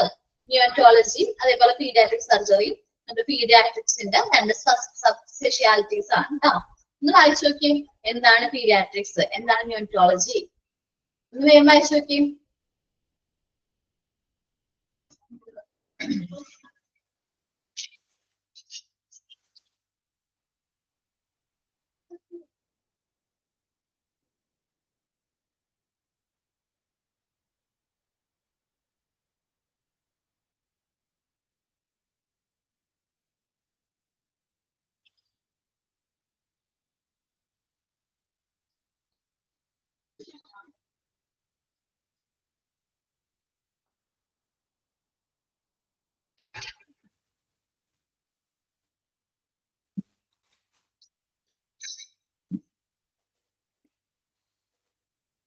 അത് ഗർഭസ്ഥ ശിശുക്കൾക്കില്ലേ നമ്മള് ഗർഭസ്ഥ ശിശുവിന് ഗ്രോത്ത് റിഡക്ഷൻ ഉണ്ടെന്ന് വിചാരിക്കുക. നമ്മൾ മന്ദഗതിയിലാണ് ഗ്രോത്ത് എങ്കിൽ അല്ലെങ്കിൽ പ്രോപ്പർ ആയിട്ട് ഇപ്പൊ ഇന്ന സ്റ്റേജസിലൂടെ ഇന്ന ഏജ് ഇന്ന ടൈം ആവുമ്പോൾ ഇപ്പൊ 9 months ആവുമ്പോഴേക്കും കുട്ടി ഗർഭസ്ഥ ശിശു പൂർണ്ണ വളർച്ചയിലേക്ക് എത്തണമെന്നാണ്.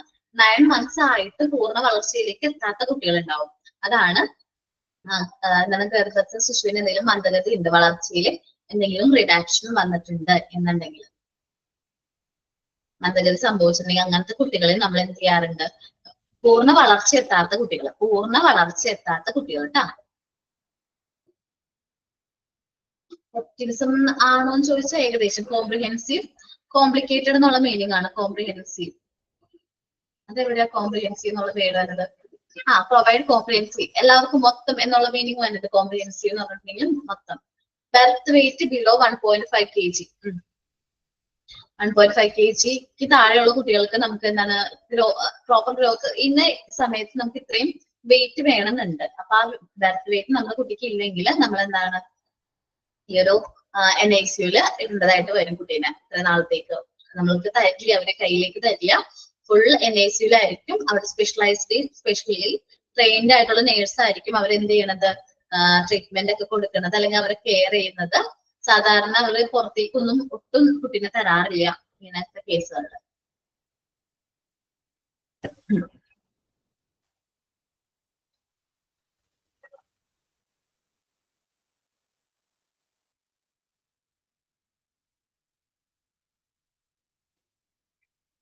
ഈ 2 ഡിപ്പാർട്ട്മെന്റിലും സമഗ്രമായിട്ട് ഇൻപേഷ്യന്റും ഔട്ട് പേഷ്യന്റ് ഡിപ്പാർട്ട്മെന്റിലും 2 പേഷ്യൻസിന് നമ്മൾ ട്രീറ്റ്മെന്റ് പ്രൊവൈഡ് ചെയ്യാറുണ്ട്. സമഗ്രമായിട്ട് അല്ലെങ്കിൽ മൊത്തമായിട്ട് ഒരു both inpatient and out patient സർവീസുകൾ നമ്മൾ പ്രൊവൈഡ് ചെയ്യാറുണ്ടെന്നാണ് ആ മീനിങ് തന്നെ കേട്ടോ. കറക്റ്റ് മീനിങ് ആണെങ്കിൽ സമഗ്രമായിട്ട് എന്നൊക്കെ പറയാം. പക്ഷെ ഇവിടെ വരുമ്പോൾ paediatrics provides out patient and inpatient care for sick and infant children എന്ന് പറയുമ്പോൾ ബോത്ത് 2 പേർക്കും ഔട്ട് പേഷ്യന്റും ഇൻപേഷ്യൻസ് ആയിട്ടുള്ള കുട്ടികൾക്ക് നമ്മൾ സമഗ്രമായിട്ടുള്ള ട്രീറ്റ്മെന്റ് ബോത്ത് ഏത് പേഷ്യന്റ് ആയാലും അവർക്കുള്ള ട്രീറ്റ്മെന്റ് ആണ് ഏത് പീഡിയാട്രിക്സ് ഡിപ്പാർട്ട്മെന്റ് കൈകാര്യം ചെയ്യുന്നത് എന്നുള്ള മീനിങ് ആണ്.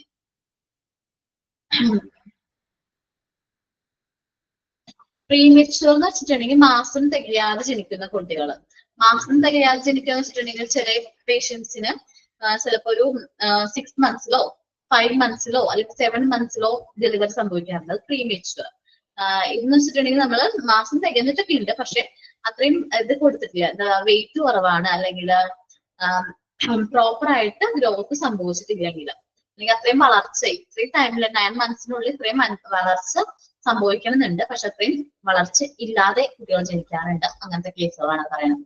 ലാസ്റ്റ് സെന്റൻസ് പറയുന്നത് വെച്ചിട്ടുണ്ടെങ്കിൽ പീഡിയാട്രിക് സർജറി ആണ് കുട്ടികളിൽ സർജറി നടത്തുന്ന ആ വിഭാഗത്തിനാണ് പീഡിയാട്രിക് സർജറി എന്ന് പറയുന്നത്. എല്ലാ സർജിക്കൽ കണ്ടീഷൻസും പീഡിയാട്രിക് സർജറി എന്ന് പറയുന്ന വിഭാഗമാണ് സർജിക്കൽ കണ്ടീഷൻസ് ഹാൻഡിൽ ചെയ്യുന്നത്. പീഡിയാട്രിക് സർജറി ആണ്. ബർത്ത് മുതൽ ഏജ് അപ് ടു 50 years വരെയുള്ള കുട്ടികൾക്കുള്ള സർജറി പീഡിയാട്രിക് സർജറി എന്ന് പറയുന്ന വിഭാഗമാണ് ഹാൻഡിൽ ചെയ്യുന്നത്. എല്ലാവർക്കും ഓക്കെ ആണോ? എളുപ്പമാണ്. പീഡിയാട്രിക്സും നിയോണറ്റോളജിയും NIC പഠിച്ചോട്ടാ. നിങ്ങൾ ICUന്റെ ചാപ്റ്റർ ഒക്കെ പഠിച്ചോ? ICUന്റെ ചാപ്റ്റർ പഠിച്ചോ? Intensive care unit. ഓക്കെ, അവിടെ NICനെ കുറിച്ച് പഠിച്ചില്ലേ നമ്മള്? ഓക്കെ, ഇവിടെയും NIC ഉണ്ട്. ഫുൾ ഫോം ചോദിക്കും, നന്നായിട്ട് പഠിക്കണം കേട്ടോ. ഓക്കെ, ഇപ്പൊ ടൈം കഴിഞ്ഞിട്ടുണ്ട്.